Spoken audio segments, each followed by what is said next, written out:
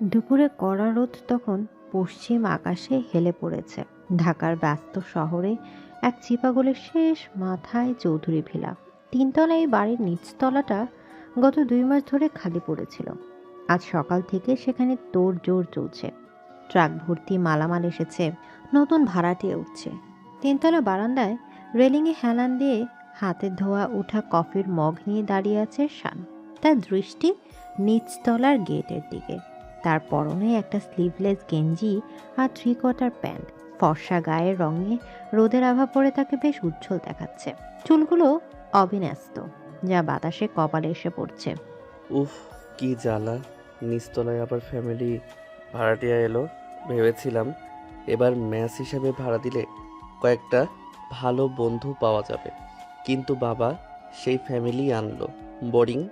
শান নিজের মনে বিড়বিড় করে কথা বলে বলে কফিতে চুমুক দিল। ঠিক তখনই একটা সিএনজি এসে থামলো ট্রাকের পেছনে। সিএনজি থেকে প্রথমে নামলেন এক মধ্যবয়স্ক ভদ্রলোক, এরপর এক ভদ্র মহিলা। শান খুব একটা আগ্রহ পেল না। সে ঘুরে চলেই যাচ্ছিল, কিন্তু ঠিক সেই মুহূর্তে সিএনজির ভেতর থেকে শাড়ির আঁচল সামলাতে সামলাতে একটি মেয়ে নামলো। শানের পা দুটো যেন ফ্লোরের সাথে আটকে গেল। মেয়েটির পরনে আকাশি রঙের সুতির শাড়ি, চোখে মোটা ফ্রেমের চশমা আর হাতে এক গাদা ফাইল। চুলগুলো হাত খোপা করা, কিন্তু বাতাসের দাপটে কিছু অবাধ্য চুল তার কানের লতি ছুঁয়ে যাচ্ছে। মেয়েটি খুব একটা ফর্সা না শ্যামলা, কিন্তু তার চেহারায় এমন এক মায়া আর গাম্ভীর্য আছে যা শানকে মুহূর্তের মধ্যে স্তব্ধ করে দিল। ওয়াও, এটা কে? নতুন ভাড়াটিয়াদের মেয়ে? কিন্তু দেখে তো মনে হচ্ছে না স্টুডেন্ট। বেশ ম্যাচিওর্ড লাগছে। শান মুগ্ধ দৃষ্টিতে তাকিয়ে রইল। মেয়েটি নামার পর তার বাবা মায়ের সাথে কিছু একটা সিরিয়াস আলোচনা করছে।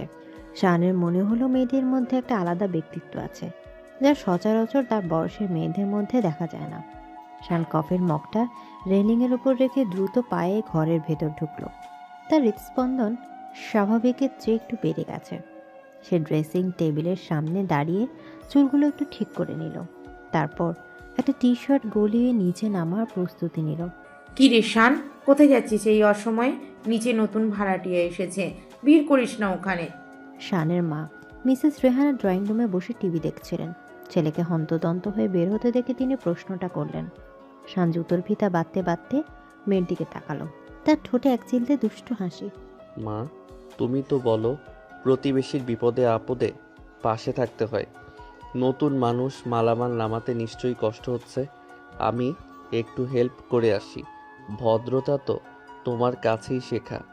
মিসেস রেহানা ছেলের কথা শুনে ভ্রু কুঁচকালেন। তিনি জানেন তার ছেলে কতটা ভদ্রতা দেখায় আর কতটা মতলববাজ। কিন্তু কিছু বলার আগে শান শীষ বাজাতে বাজাতে সিঁড়ি দিয়ে নিচে নেমে গেল। নিচতলায় তখন হুলস্থুল কাণ্ড। শ্রমিকরা আলমারি খাট নামাচ্ছে। সেই শাড়ি পরা মেয়েটি একপাশে দাঁড়িয়ে নির্দেশ দিচ্ছে। শান পকেটে হাত দিয়ে ধীরে পায়ে সেখানে গিয়ে দাঁড়ালো। আসসালামু আলাইকুম আঙ্কেল, আমি শান, বাড়িওয়ালার ছেলে। কোনো হেল্প লাগবে? মেয়েটির বাবা জনাব আহমেদ ঘুরে তাকালেন। শানকে দেখে তিনি বেশ খুশি হলেন।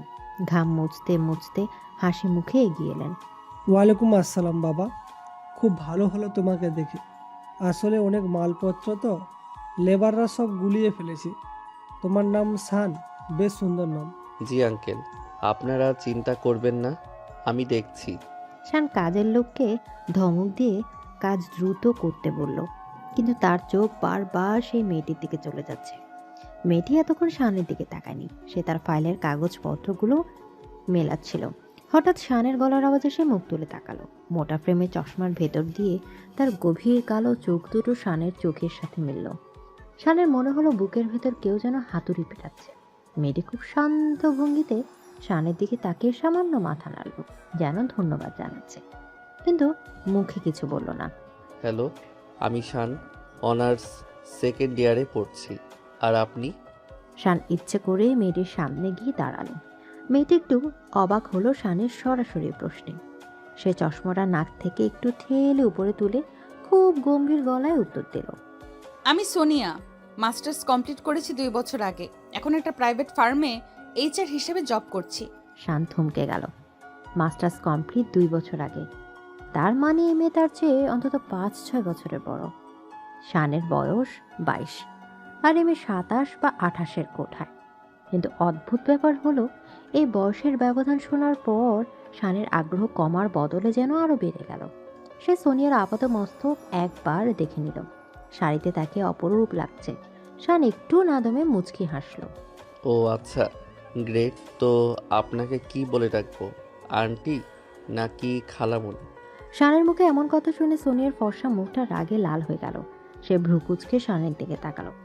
আশেপাশে কাজের লোকেরা মালামাল নিয়ে যাচ্ছে, তাই কেউ তাদের কথা খেয়াল করলো না। সোনিয়া ফাইলে তারাটা বুকের কাছে চেপে ধরে কড়া গলায় কথা বলল। এক্সকিউজ মি, ভদ্রভাবে কথা বলতে শেখোনি? আমি তোমার আন্টি বা খালামণি হতে যাব কেন? আমাকে নাম ধরে ডাকতে না পারলে আপু বলবে, দ্যাটস ইট। আপু? হুম, আপনাকে দেখে তো আমার বড় বোন মনে হচ্ছে না। আর নাম ধরে ডাকাটাই তো মডার্ন, তাই না সোনিয়া? সোনিয়া হতভম্ব হয়ে গেল। বাড়িওয়ালা ছেলে হিসেবে যে কেউ একটু আধিপত্য দেখায় তা সে জানে, কিন্তু এতটুকু ছেলে যে কিনা তার চেয়ে বয়সে অনেকটাই ছোট, সে তাকে সরাসরি নাম ধরে ডাকছে, তাও আবার প্রথম দেখাতেই। সোনিয়া কিছু একটা বলতে যাচ্ছিল, কিন্তু তার আগে তার মা মিসেস সালমা ভেতর থেকে ডাক দিলেন। সোনিয়া, ও সোনিয়া, আমার ওষুধের ব্যাগটা কোথায় রেখেছিস মা? আসছি মা। সোনিয়া শানের দিকে একটা অগ্নি দৃষ্টি নিক্ষেপ করে দ্রুত বাড়ির ভেতর চলে গেল। শান সেখানে দাঁড়িয়ে রইল, তার মুখে তখন বিজয়ের হাসি। সে জানতো এই মেয়েকে রাগানো খুব সহজ হবে, আর রাগী মেয়েদের তার বরাবরই দারুণ লাগে। বিশেষ করে সোনিয়া যখন রেগে যায়, তখন তার নাকটা একটু ফুলে ওঠে, যা শানের কাছে ভীষণ কিউট লেগেছে। সন্ধ্যা নেমে এসেছে। চৌধুরী বিলার ছাদে হালকা বাতাস বইছে। শান একা একা হাঁটছে আর কানে হেডফোন লাগিয়ে গান শুনছে, কিন্তু গানের কথায় তার মন নেই। তার মাথায় ঘুরছে সোনিয়া সে রাগী মুখটা। বয়সে বড় মেয়েদের প্রতি ছেলেদের একটা সহজাত আকর্ষণ থাকে, কিন্তু শানের ক্ষেত্রে ব্যাপারটা যেন একটু বেশি সিরিয়াস হয়েছে। সিনিয়র? সিনিয়র হলেই যে প্রেম করা যাবে না, এটা কোন সংবিধানে লেখা আছে? মেয়েটা সুন্দর, কিন্তু বড্ড গম্ভীর। এই গাম্ভীর্যই ভাঙতে হবে। শান রেলিং ধরে নিচের দিকে তাকালো। সোনিয়াদের ফ্ল্যাটের লাইট জ্বলছে। জানলা দিয়ে দেখা যাচ্ছে সোনিয়া ঘর গোছাচ্ছে। শান পকেট থেকে ফোন বের করে তার বন্ধু রাকিবকে করে দিল। কিরে দোস্ত, কি খবর? নতুন ভাড়াটিয়া নাকি এলো? মাল কেমন? মুখ সামলে কথা বল রাকিব। মাল না, কুইন। কিন্তু সমস্যা একটা আছে। কি সমস্যা? বিয়ে হয়ে গেছে নাকি বাচ্চা কাচ্চা আসে? আরে ধুর, বিয়ে হবে কেন? সিঙ্গেল, কিন্তু আমার চেয়ে বয়সে বড়, অনেক বড়। প্রায় 5-6 বছরের গ্যাপ হবে। জব করে। ওরে বাবা, সিনিয়র সিটিজেন। বাদ দে দোস্ত, প্যারাই পড়বি। ভার্সিটিতে কত জুনিয়র মেয়ে তোর জন্য লাইন দিয়ে আসে, আর তুই আসিস খালামণিদের নিয়ে। আবার বাজে বকছিস? তাকে খালামণি বললে তোর দাঁত ফেলে দেব। শোন, প্রেম যদি করি এই সিনিয়রকেই করব। তুই শুধু দেখ তোর ভাই কি করে। শান ফোন কেটে দিল। তার জেদ চেপে আছে। রাকিবের কথাগুলো তার জেদকে আরো উস্কে দিল। সে নিচে নেমে এলো। সোনিয়াদের দরজায় কলিং বেল চাপলো। দরজা খুললেন সোনিয়ার মা মিসেস সালমা। তিনি শানকে দেখে হাসলেন। আরে বাবা, তুমি এসো এসো, ভেতরে এসো। আন্টি মা পাঠালো, আপনাদের নাকি কি কি প্রয়োজন হতে পারে, তাই খোঁজ নিতে এলাম। আর মা বলল রাতে আমাদের ওখানেই ডিনার করতে। আপনারা তো আজ রান্না করতে পারবেন না। শান মিথ্যে কথাটা খুব সাবলীলভাবে বলল।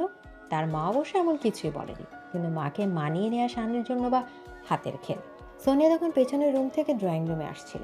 পরনে এখন আর শাড়ি নেই, একটা ঢিলে ঢালা সালোয়ার কামিজ পরেছে, ওড়নায় গলায় পেঁচানো।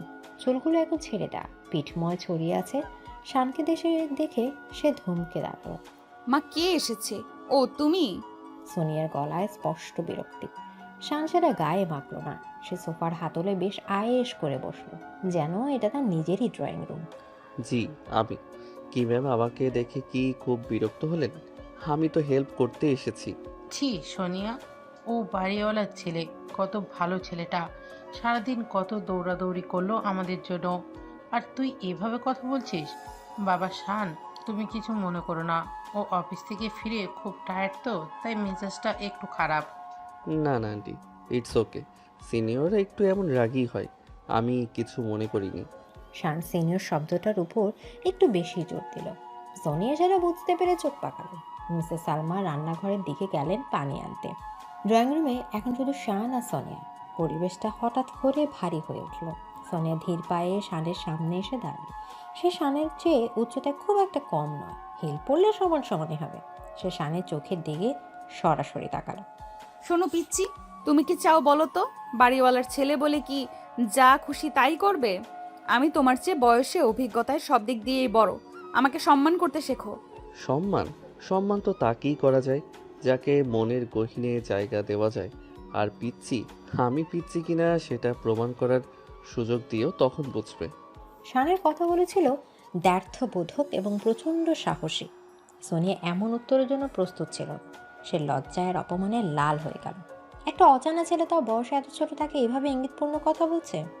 সোনিয়া আঙুল উঁচিয়ে কিছু বলতে যাচ্ছিল, কিন্তু শান হঠাৎ করে সোফায় বসা অবস্থা থেকে উঠে দাঁড়ালো। দুজনের মাঝখানে দূরত্ব এখন মাত্র কয়েক ইঞ্চি। শানের শরীরে পুরুষালী গন্ধ সোনিয়ার নাকে এসে লাগলো। সোনিয়া অজ্ঞাত সারেই এক পা পিছিয়ে গেল। ভয় পাবেন না সোনিয়া, আমি বাঘও না, ভাল্লুকও না, আমি শুধু শান। আর আমি যা চাই তা আদায় করেই ছাড়ি।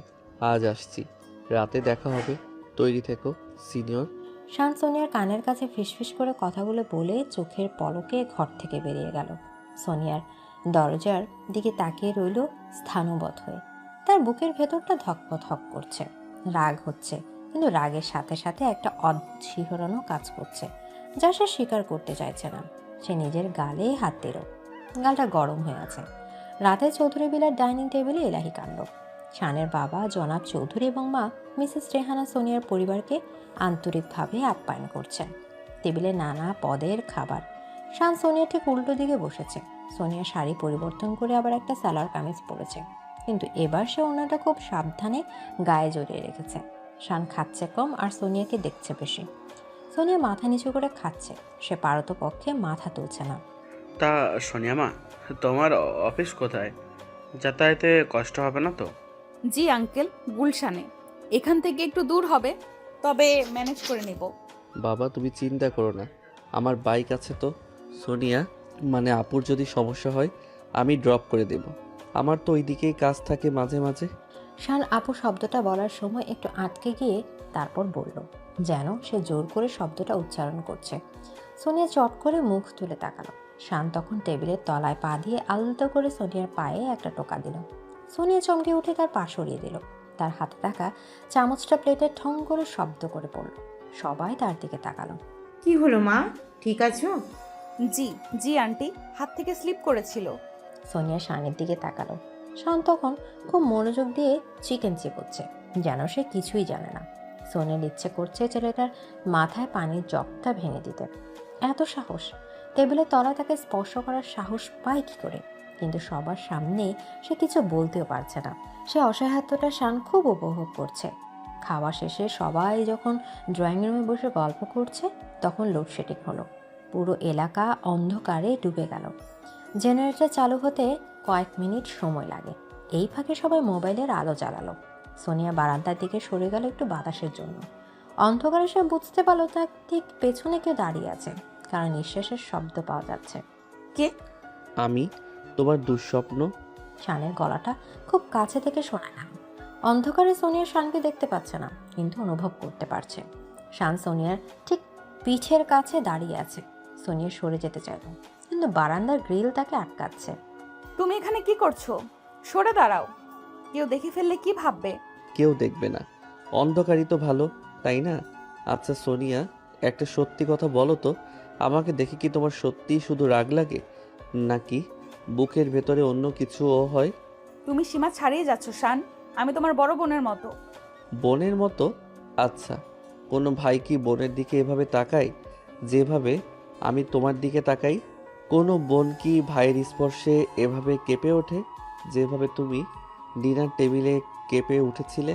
নিজেকে ধোঁকা দিও না সোনিয়া, বয়সটা একটা সংখ্যা মাত্র। আমি তোমাকে ভালোবাসি, এটা হয়তো এখনই বলবো না, কিন্তু আমি তোমাকে চাই। কথাগুলো বলে শান অন্ধকারে সোনিয়ার হাতটা ধরল। সোনিয়া হাতটা ছাড়িয়ে নেওয়ার চেষ্টা করলো না। সে যেন মন্ত্রমুগ্ধ হয়ে আছে। শানের হাতের তালু বেশ শক্ত এবং উষ্ণ। এই উষ্ণতা সোনিয়ার শরীরে ছড়িয়ে পড়েছে। জেনারেটরের শব্দ শোনা গেল, মানে আলো এখনই আসবে। শান দ্রুত সোনিয়ার হাত ছেড়ে দিয়ে একটু সরে গেল। আলো আসার পর দেখা গেল শান সোফায় বসে মোবাইলে গেম খেলছে আর সোনিয়া বারান্দায় দরজায় দাঁড়িয়ে আছে। তার মুখটা ঘামে ভেজা, চোখ দুটো অস্থির। সোনিয়া সে রাত আর ঘুমাতে পারল না, বিছানার এপাশ ওপাশ করতে লাগলো। তার 27 বছরের জীবনে সে অনেক পুরুষের সাথে কথা বলেছে, অফিসে কলিগদের সাথে মিশেছে, কিন্তু 22 বছরের এই ছেলেটা তার ভেতরটা যেভাবে নাড়িয়ে দিয়েছে তা আগে কখনোই হয়নি। শানের এই বেহায়া চাহনি, ওই অধিকার বোধ আর ওই গোপন স্পর্শ সব মিলে সোনিয়া এক অদ্ভুত দোলা চলে পড়ে গেল। সে কি শানের প্রেমে পড়ছে, নাকি এটা শুধু একটা নিষিদ্ধ আকর্ষণ? পরদিন সকালে সোনিয়া অফিসের জন্য বের হচ্ছে। সে নিচে নেমে দেখলো মেন গেটের শান আর বাইকে হেলান দিয়ে দাঁড়িয়ে আছে, চোখে সানগ্লাস, পরনে কালো শার্ট। সোনিয়া দেখে সে সানগ্লাসটা নামালো। Good morning beautiful. রিক্সা খুঁজছো? আজ তো হরতাল, রিক্সা পাবে না, চলো নামিয়ে দেই। লাগবে না, আমি উবার কল করেছি।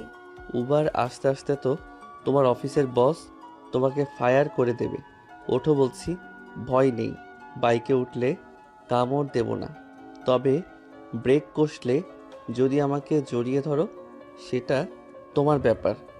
সোনিয়া ঘড়ি দেখলো, সত্যি দেরি হয়ে যাচ্ছে, আর রাস্তায় কোনো রিক্সাও নেই।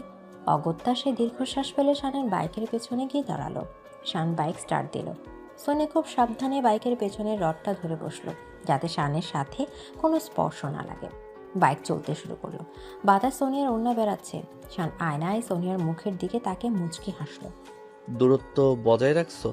রাখো, কতক্ষণ রাখতে পারো আমিও দেখব। খেলা তো সবে শুরু হলো আমার সিনিয়র বউ। হঠাৎ শান বাইকের গতি বাড়িয়ে দিয়ে একটা স্পিড ব্রেকারে কড়া ব্রেক কষলো। সোনিয়া ভারসাম্য রাখতে না পেরে ছিটকে এসে শানের পিঠে আছড়ে পড়ল। তার হাত দুটো অজান্তে শানের বুক জড়িয়ে পড়ল। শান সোনিয়ার হাতের উপর নিজের এক হাত রাখলো। সোনিয়া সরাতে চাইল, কিন্তু শান শক্ত করে ধরে রাখলো। বলেছিলাম না, আমাকে জড়িয়ে ধরলে আমি কিন্তু দায়ী থাকবো না। সোনিয়ার হৃৎপিণ্ড তখন গলার কাছে উঠে এসেছে। ব্যস্ত শহরের রাজপথে বাইকের গতিতে শানের পিঠের উষ্ণতায় সোনিয়া এক নতুন আবেগের জন্ম হতে দেখল। এই শুরু হলো তাদের অসম বয়সের অসম সম্পর্কের এক মিষ্টি কিন্তু জটিল উপাখ্যান। বাইকের গতি মন্থর হয়ে এলো। গুলশান এভিনিউর ব্যস্ত রাস্তায় গাড়ির জ্যাম। শান্তার বাইকটা ফুটপাতের ঘেঁষে দাঁড় করালো। সোনিয়ার অফিস বিল্ডিংয়ের গেট দেখা যাচ্ছে। এতক্ষণ রাস্তায় যে ঝড়ো হাওয়া ছিল, বাইক থামার সাথে সাথে তা উধাও হয়ে গেল। কিন্তু সোনিয়ার বুকের ভেতরের ঝড়টা থামল না। সে বাইক থেকে নামলো, কিন্তু তার পা টলছে। বাইকের পেছনের সিটে বসে শানের পিঠের সাথে লেপ্টে থাকার এই অনুভূতিটা তার শরীরে এখনো কাঁটা দিয়ে আছে। সে ওড়নাটা ঠিক করে শানের দিকে না তাকিয়েই হাঁটা দিল। ভাড়াটা দিয়ে গেলে না যে? শানের গলার স্বরে থমকে দাঁড়ালো সোনিয়া। সে অবাক হয়ে ঘুরে তাকালো। শান বাইকের হ্যান্ডেলে হাত রেখে পা নাচাতে নাচাতে তার দিকে তাকিয়ে আছে, চোখে চশমাটা কপালে তোলা, ঠোঁটের কোণে সেই বাঁকা হাসি যা সোনিয়ার মেজাজ খারাপ করে দেয়, আবার অদ্ভুতভাবে ভালোও লাগায়। কিসের ভাড়া? তুমি কি উবার চালাচ্ছ নাকি? উবারের চেয়েও প্রিমিয়াম সার্ভিস দিলাম। সিট কমফোর্টেবল ছিল, ড্রাইভার হ্যান্ডসাম ছিল, আর সবচেয়ে বড় কথা ড্রাইভারের পিঠটা প্যাসেঞ্জারের জন্য ফ্রি ছিল। এটার চার্জ তো আলাদা হওয়া উচিত, তাই না সিনিয়র? শানের ইঙ্গিতপূর্ণ কথায় সোনিয়ার ফর্সা গাল আবার রক্তিম হয়ে উঠল। অফিসের গেটের দারোয়ান আর ঢুকতে থাকা কলিগরা তাদের দিকে তাকাচ্ছে। সোনিয়া লজ্জায় পড়ে গেল। সে দ্রুত শানের কাছে এগিয়ে এসে ফিসফিস করে কথা বলল, যাতে অন্যরা না শোনে। চুপ করো শান, এটা আমার অফিস, এখানে সিনক্রেট করবে না। আর খবরদার আমাকে সিনিয়র বলবে না। আমি তোমার চেয়ে বয়সে বড় হতে পারি, কিন্তু আমাদের মধ্যে কোনো সম্পর্ক নেই যে তুমি এসব ফাজলামি করবে। সম্পর্ক নেই? শিওর? বাইকে ব্রেক কষার সময় তো মনে হলো তুমি আমাকে এমনভাবে জড়িয়ে ধরলে যেন আমি তোমার কত আপন। অবশ্য আমি মাইন্ড করিনি। তোমার হাতের স্পর্শে একটা, কি বলে ওটাকে, মায়াবী ব্যাপার ছিল। শান কথাগুলো বলে সোনিয়ার চোখের দিকে তাকিয়ে রইল। সোনিয়া বুঝলো এই ছেলের সাথে কথায় পারা যাবে না। সে নিজের পার্স থেকে একটা 100 টাকার নোট বের করে শানের দিকে বাড়িয়ে দিল। এ নাও তোমার ভাড়া, আর কোনো কথা বলবে না, এখন যাও এখান থেকে। শান নোটটার দিকে তাকালো, তারপর সোনিয়ার মুখের দিকে। সে নোটটা নিল না, বরং সোনিয়ার হাতটা ধরে নোটটা তার হাতের মুঠোয় বন্ধ করে দিল। তার আঙুলগুলো সোনিয়ার নরম হাতের তালুতে কিছুক্ষণ স্থির হয়ে রইল। সোনিয়া হাতটা ছাড়িয়ে নিতে চাইল, কিন্তু শানের ধরাটা শক্ত। টাকা দিয়ে সব কিছুর দাম মেটানো যায় না সোনিয়া। আজকের এই রাইডের দাম অন্য কোনো দিন অন্য কোনোভাবে উসুল করে নেব। এখন অফিসে যাও, বস বকবে। বাই, সিনিয়র বউ। শেষ শব্দ দুটো শান খুব আস্তে করে বলল, শুধু সোনিয়া শোনার মতো করে। তারপর সোনিয়াকে কোনো কথা বলার সুযোগ না দিয়ে বাইক স্টার্ট দিয়ে ধুলো উড়িয়ে চলে গেল। সোনিয়া সেই ধুলোর দিকে তাকিয়ে রইল। তার হাতের মুঠোয় সে 100 টাকার নোটটা এখনও ধরা। সে দীর্ঘশ্বাস ফেলে অফিসের দিকে পা বাড়ালো। কিন্তু সারাদিন ফাইলের অক্ষরের মাঝে বারবার ভেসে উঠতে লাগলো শানের সেই বাঁকা হাসি আর বেপরোয়া চোখের চাহনি। দুপুর গড়িয়ে বিকাল। আজ সোনিয়ার অফিসের একটা কাজে ভার্সিটি এলাকায় যেতে হলো। তাদের কোম্পানি ক্যাম্পাসে একটা জব ফেয়ারের আয়োজন করছে, সেটা তদারকি করতেই আসা। সোনিয়া রিক্সা থেকে নেমে ক্যাম্পাসের গেট দিয়ে ঢুকলো। চারিদিকে তারুণ্যের কোলাহল, ছেলেমেয়েরা আড্ডা দিচ্ছে, গান গাইছে। সোনিয়া মনে পড়ে গেল তার ভার্সিটি জীবনের কথা। আজ থেকে 5 বছর আগে সেও এমন ছিল। হঠাৎ তার মনে হলো শান্ত এই ভার্সিটিতেই পড়ে, দেখা হয়ে যাবে না তো। পরক্ষণে সে মাথা ঝাড়া দিল। এত বড় ক্যাম্পাস, দেখা হওয়া অসম্ভব। সে ডিপার্টমেন্টের করিডোর দিয়ে হাঁটছিল। হঠাৎ সামনে একটা জটলা দেখে থামলো। করিডোরের মাঝখানে কয়েকজন জুনিয়র ছেলে ভয়ে জড়সড় হয়ে দাঁড়িয়ে আছে, আর তাদের সামনে একটা ছেলে দাঁড়িয়ে খুব কড়া গলায় শাসাচ্ছে। ছেলেটার পরনে কালো শার্ট, হাতা গোটানো। সোনি একটু এগিয়ে গিয়ে উকি দিল। তার চোখ কপালে উঠল। ওঠা শান।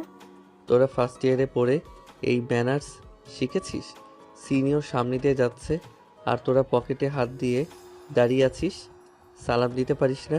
সরি ভাইয়া, খেয়াল করিনি, আর হবে না। খেয়াল করবি না কেন? চোখ কি পকেটে রেখেছিস?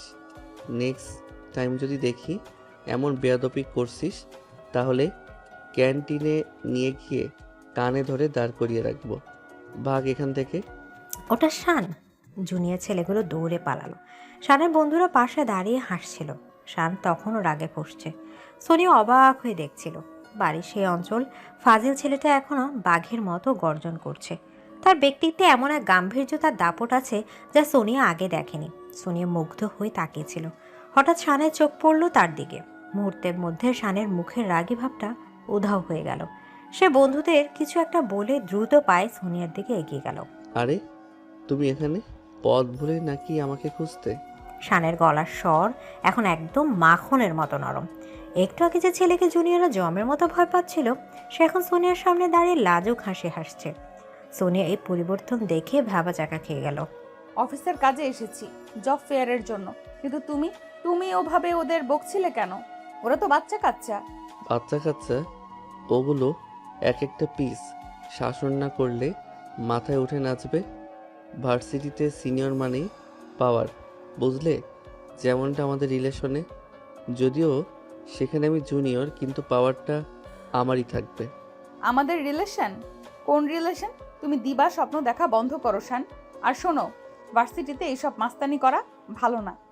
পড়াশোনায় মন দাও। পড়াশোনা তো চলেই, কিন্তু মনটা তো চুরি হয়ে গেছে। চোরকে হাতের সামনে পেয়েও ধরতে পারছি না। চলো তোমাকে ক্যান্টিনে খাওয়াই। আমাদের ক্যাম্পাসের কফি কিন্তু দারুণ। আমার সময় নেই, কাজ আছে। কাজ তো সারা জীবন থাকবে, কিন্তু শান্ত আর সারা জীবন এভাবে অফার করবে না। চলো বলছি। সিনিয়রদের কথা অমান্য করতে নেই, সেটা তুমি একটু আগেই দেখেছো। শান সোনিয়ার উত্তরের অপেক্ষা না করে তার হাতের ফাইলটা নিজের হাতে নিয়ে নিল। তারপর ইশারা করলো তার সাথে যাওয়ার জন্য। সোনিয়া আশেপাশে তাকালো। সবাই তাদের দিকে দেখছে। ডিপার্টমেন্টের ফেমাস শান ভাই একটা মেয়ের সাথে এত নরম সুরে কথা বলছে, এটা সবার কাছেই ব্রেকিং নিউজ। সোনিয়া অগত্যা শানের পিছু পিছু ক্যান্টিনের দিকে তাকালো। ক্যান্টিনের এক কোনায় তারা বসলো। শান 2 কাপ কফি আর স্যান্ডউইচ অর্ডার করলো। সোনিয়া চুপচাপ বসে আছে। শান এক দৃষ্টিতে সোনিয়ার দিকে তাকিয়ে আছে। এভাবে তাকিয়ে থেকো না, অস্বস্তি লাগছে। কেন? সুন্দর জিনিস দেখতে তো মানা নেই জানো সোনিয়া। আজ তোমাকে শাড়িতে না দেখে একটু খারাপ লাগছিল, কিন্তু এই ফর্মাল ড্রেসেও তোমাকে মারাত্মক লাগছে। একদম বস লেডি ভাইব। আমার তো ইচ্ছে করছে এখনই তোমার বিয়ে হয়ে যায়। তুমি কি সব মেয়ের সাথে এভাবে ফ্লার্ট করো? ছি ছি, অপবাদ দিও না। আমি মেয়েদের দিকে তাকাইও না। বিশ্বাস না হলে আমার বন্ধুদের জিজ্ঞেস করো। আমার চোখ শুধু একজনেই আটকে গেছে, যে কিনা আমাকে পাত্তাই দেয় না, ভাবে আমি ছোট বাচ্চা। কফি এলো। শান কফির কাপে চুমুক দিয়ে একটু সিরিয়াস হলো। সে টেবিলের উপর রাখা সোনিয়ার হাতের দিকে তাকালো। একটা কথা জিজ্ঞেস করি, রাগ করবে না তো? কি কথা? তোমার কি আগে কেউ ছিল, মানে প্রেম ট্রেম, নাকি তুমি জন্মগতভাবেই এমন কঠিন হৃদয়ের? সোনিয়ার হাতটা কেঁপে উঠল। কফির কাপটা সে নামিয়ে রাখলো। তার চোখের দৃষ্টি ঝাপসা হয়ে এলো মুহূর্তের জন্য। পুরনো এক ক্ষতের দাগ যেন শান অজান্তেই ছুঁয়ে দিয়েছে। সোনিয়া চোখ নামিয়ে নিল। পার্সোনাল প্রশ্ন করো না শান। কফি খাওয়া হলে আমি উঠবো, আমার কাজ আছে। শান বুঝতে পারলো সে ভুল জায়গায় আঘাত করেছে। সোনিয়ার মুখটা হঠাৎ করে মেঘলা হয়ে গেছে। শান আর কথা বাড়ালো না। সে মনে মনে প্রতিজ্ঞা করলো সোনিয়ার এই মেঘলা আকাশের পেছনের গল্পটা তাকে জানতেই হবে। সন্ধ্যা নামার সাথে সাথে আকাশ কালো হয়ে মেঘ জমল। সোনিয়া যখন কাজ শেষ করে ক্যাম্পাস থেকে বের হলো, তখন মুষলধারে বৃষ্টি শুরু হয়েছে। রাস্তায় এক হাঁটু পানি জমে যাওয়ার উপক্রম। সোনিয়া গেটের শেডের নিচে দাঁড়িয়ে আছে। তার ছাতা নেই, উবার পাঠাও কিচ্ছু পাওয়া যাচ্ছে না, রিক্সাও নেই। সময় গড়িয়ে রাত 8টা বাজতে চলল। সোনিয়া চিন্তায় পড়ে গেল। মা নিশ্চয়ই চিন্তা করছে। হঠাৎ বৃষ্টির পর্দার ভেতর থেকে একটা রিক্সা এসে গেটের সামনে থামলো। রিক্সার হুড়তোলা, সামনে পলিথিন দেয়া। পলিথিন সরিয়ে একটা মুখ বের হলো। শান। সে ভিজে কাক ভেজা হয়ে গেছে, চুল থেকে পানি ঝরছে। ম্যাডাম, লিফট লাগবে? ফ্রি সার্ভিস না, তবে নিরাপদ। তুমি তুমি এখনো বাড়ি যাওনি? আমার সিনিয়র বউকে ফেলে আমি বাড়ি যাই কি করে? জানতাম তুমি আটকা পড়বে। এই ওয়েদারে গাড়ি পাওয়া লটারি জেতার সমান। ওঠো, ভিজে যাবে। সোনিয়া আর তর্ক করলো না। সে দৌড়ে গিয়ে রিক্সায় উঠলো। শান একটু সরে বসলো জায়গা করে দেওয়ার জন্য। রিক্সার হুড তোলা, সামনে পলিথিন, ভেতরে অন্ধকার এবং খুব অল্প জায়গা। দুজনকে ঘেঁষাঘেঁষি করে বসতে হলো। বাইরে বৃষ্টির আওয়াজ ছাড়া আর কোনো শব্দ নেই। শানের ভেজা শরীর থেকে একটা অদ্ভুত সুবাস আসছে। বৃষ্টির পানি আর তার শরীরের নিজস্ব গন্ধ মিলে মিশে একাকার। সোনিয়া আড়ষ্ট হয়ে বসে আছে। শানের হাতটা সোনিয়ার হাতের সাথে লেগে আছে। সোনিয়া হাত সরাতে চাইলেও কিন্তু জায়গা নাই। রিক্সা চলতে শুরু করলো। রাস্তা ভাঙাচোরা। প্রতিবার রিক্সা দুলছে, সোনিয়ার কাঁধ শানের কাঁধের সাথে ধাক্কা খাচ্ছে। একসময় রিক্সা একটা বড় গর্তে পড়লো। সোনিয়া ছিটকে শানের উপর গিয়ে পড়লো। শান সোনিয়াকে সামলানোর জন্য তার এক হাত দিয়ে সোনিয়ার কোমর জড়িয়ে ধরলো। সোনিয়া চমকে উঠলো, কিন্তু সরে যাওয়ার চেষ্টা করলো না। অন্ধকারে শানের চোখের দিকে তাকালো সে। খুব কাছে, নিঃশ্বাসের দূরত্বে শানের মুখ। ভয় পাচ্ছ? না, মানে হ্যাঁ, বৃষ্টিটা খুব জোরে হচ্ছে। বৃষ্টির কথা বলিনি সোনিয়া, আমি আমার কথা বলছি। আমাকে ভয় পাচ্ছ? আমি এত কাছে, তাই? শানের গলাটা খাদে নেমে এসেছে। সে তার কোমর জড়িয়ে রাখা হাতটা একটু শক্ত করলো। সোনিয়ার হৃদস্পন্দন এখন ট্রেনের গতির মতো ছুটছে। সে শানের চোখের গভীরতায় হারিয়ে যাচ্ছে। শান ধীরে ধীরে তার মুখটা সোনিয়ার মুখের দিকে এগিয়ে আনলো। সোনিয়া তার চোখ বন্ধ করে ফেলল। সে জানে এটা ঠিক হচ্ছে না, তার বাধা দেওয়া উচিত। কিন্তু তার শরীর অবশ হয়ে আসছে। শানের ঠোঁটের উষ্ণতা সে অনুভব করতে পারছে। ঠিক সেই মুহূর্তে রিক্সাটা জোরে ব্রেক কষল। রিক্সাওয়ালা বাইরে থেকে চেঁচিয়ে উঠল, ওস্তাদ সামনে জ্যাম, রিক্সা যাইব না। মুহূর্তে জাদুকরী আবেশটা ভেঙে গেল। সোনিয়া দ্রুত নিজেকে ছাড়িয়ে নিয়ে সোজা হয়ে বসলো। সে বড় বড় করে নিঃশ্বাস নিচ্ছে। শানও একটু অপ্রস্তুত হয়ে চুলে হাত বোলালো। অন্ধকারে সোনিয়া বুঝতে পারলো শান হাসছে। ভাগ্য ভালো রিক্সাওয়ালা ব্রেক কষলো, না হলে আজ থাক, বাকিটা তোলা থাক। অসভ্য, একদম কথা বলবে না। সোনিয়া ধমক দিল ঠিকই, কিন্তু তার গলার স্বরে কোনো জোর ছিল না। বাকি পথটুকু তারা আর কোনো কথা বলল না, কিন্তু দুজনে অনুভব করলো তাদের মাঝখানে অদৃশ্য দেয়ালটা আজ বৃষ্টির পানিতে ধুয়ে অনেকখানি পাতলা হয়ে গেছে। বাড়িতে পৌঁছাতে পৌঁছাতে রাত 9টা। সোনিয়া আর শান যখন ভিজতে ভিজতে গেট দিয়ে ঢুকলো, তখন দোতলায় বারান্দা থেকে শানের মা সব দেখছিলেন। তার চোখে সন্দেহের ছায়া। সোনিয়া শানকে ধন্যবাদ না দিয়ে নিজের ফ্ল্যাটে ঢুকে গেল। শান শীষ বাজাতে বাজাতে সিঁড়ি দিয়ে উপরে উঠল। ঘরে ঢুকে সোনিয়া দেখলো তার মা সোফায় বসে আছেন, পাশে তার বাবা। তাদের মুখ গম্ভীর। সোনিয়া ভয় পেয়ে গেল। কি হয়েছে মা, তোমরা এভাবে বসে আছো কেন? তুই কার সাথে ফিরলি সোনিয়া? শানের সাথে? হ্যাঁ মা, বৃষ্টিতে গাড়ি পাচ্ছিলাম না, ও হেল্প করলো। কেন? পাড়ার লোকে কি বলছে জানিস? নতুন ভাড়াটিয়ার মেয়ে নাকি বাড়িওয়ালার বকাটে ছেলের সাথে ঢলাঢলি করছে। সোনিয়া, তোর বয়স হয়েছে, তোর একটা সম্মান আছে। একটা 22 বছরের ছেলের সাথে তোকে রিলেশন করে ফিরতে দেখে মানুষ কি ভাববে? মা, মানুষ কি বললো তাতে আমার কি? ও আমাকে সাহায্য করেছে, এখানে খারাপ কিছু নেই। খারাপ ভালো কথা না, তোর বিয়ের বয়স পার হয়ে যাচ্ছে। আজই তোর খালা একটা সম্বন্ধ এনেছে। ছেলে সরকারি চাকরি করে, বয়স 32। আগামী শুক্রবার দেখতে আসবে। তুই আর কোনো ঝামেলা করিস না, এই শুক্রবারই সব পাকা কথা হবে। সোনিয়ার মাথায় যেন আকাশ ভেঙে পড়ল। বিয়ের কথা? সে তো এখনো প্রস্তুত নয়। আর হঠাৎ করে কেন জানি তার মনে এক কোণায় শানের মুখটা ভেসে উঠল। এই সেই বৃষ্টির সন্ধ্যা, সে রিকশার অন্ধকার আর শানের সেই আকুতি। সোনিয়া নিজের ঘরে গিয়ে দরজা বন্ধ করে দিল। সে আয়নার সামনে দাঁড়ালো। তার ভেজা চুল, বিধ্বস্ত চেহারা। সে নিজের প্রতিবিম্বের দিকে তাকিয়ে প্রশ্ন করল, আমি কি চাই? ওদিকে তিনতলায় শাম তার ঘরে গিটার নিয়ে বসেছে। সে টুংটাং করে একটা সুর তুলছে। আজ তার মন ভালো। সে জানে সোনিয়া তার প্রতি দুর্বল, কিন্তু সে জানে না নিচে সোনিয়া পরিবারে কি ঝড় বয়ে যাচ্ছে। শান গান ধরল, তুমি আমার প্রথম সকাল, তুমি আমার শেষ বিকেল। বয়স দিয়ে কি বা আসে, প্রেম তো কেবল মনেরই খেল। গান গাইতে গাইতে শান বারান্দায় এলো। নিচতলায় সোনিয়ার ঘরের আলো নিভে গেল। শান দীর্ঘশ্বাস ফেলল। সে জানে পথটা সহজ হবে না, কিন্তু সে এও জানে সোনিয়াকে ছাড়া তার চলবে না। সোনিয়া তার জেদ, সোনিয়া তার ভালোবাসা। কিন্তু আগামী শুক্রবার যে ঝড় আসছে, তার মোকাবেলা শান কীভাবে করবে? সোনিয়ার বিয়ের সম্বন্ধ কি তাদের ওই অসমাপ্ত গল্পকে এখানেই শেষ করে দিবে? শুক্রবার সকাল, ছুটির দিন হলেও চৌধুরী ভিলা নিচতলায় আজ কোনো আলস্য নেই। সকাল থেকে স্থূল স্থূল কাণ্ড। রান্নাঘর থেকে পোলাও আর মাংসের কড়া ঘ্রাণ ভেসে আসছে। সোনিয়ার মা মিসেস সালমা ঘরমাক্ত শরীরে এ ঘর ও ঘর করছে। সোনিয়ার বাবা বসার ঘরের সোফা কাভারগুলো ঠিকঠাক করছে। কিন্তু যার জন্য এত আয়োজন, সেই সোনিয়ার ঘরের দরজাই বন্ধ। সে জানালা গ্রিল ধরে বাইরের দিকে তাকিয়ে আছে। আকাশে আজ মেঘ নেই, চড়া রোদ। কিন্তু সোনিয়ার মনের ভেতরটা অমাবস্যার অন্ধকারের মতো কালো হয়ে আছে। তার খাটের উপর একটা মেরুন রঙের জামদানি শাড়ি রাখা। মা বলে গেছেন আসরের নামাজের পর পাত্রপক্ষ আসবে, তার আগেই যেন সে তৈরি করে নেয়। সোনিয়া দীর্ঘশ্বাস ফেলল। তার 27 বছরের জীবনে সে কখনো ভাবেনি বিয়ের নাম শুনলে তার এতটা দম বন্ধ লাগবে।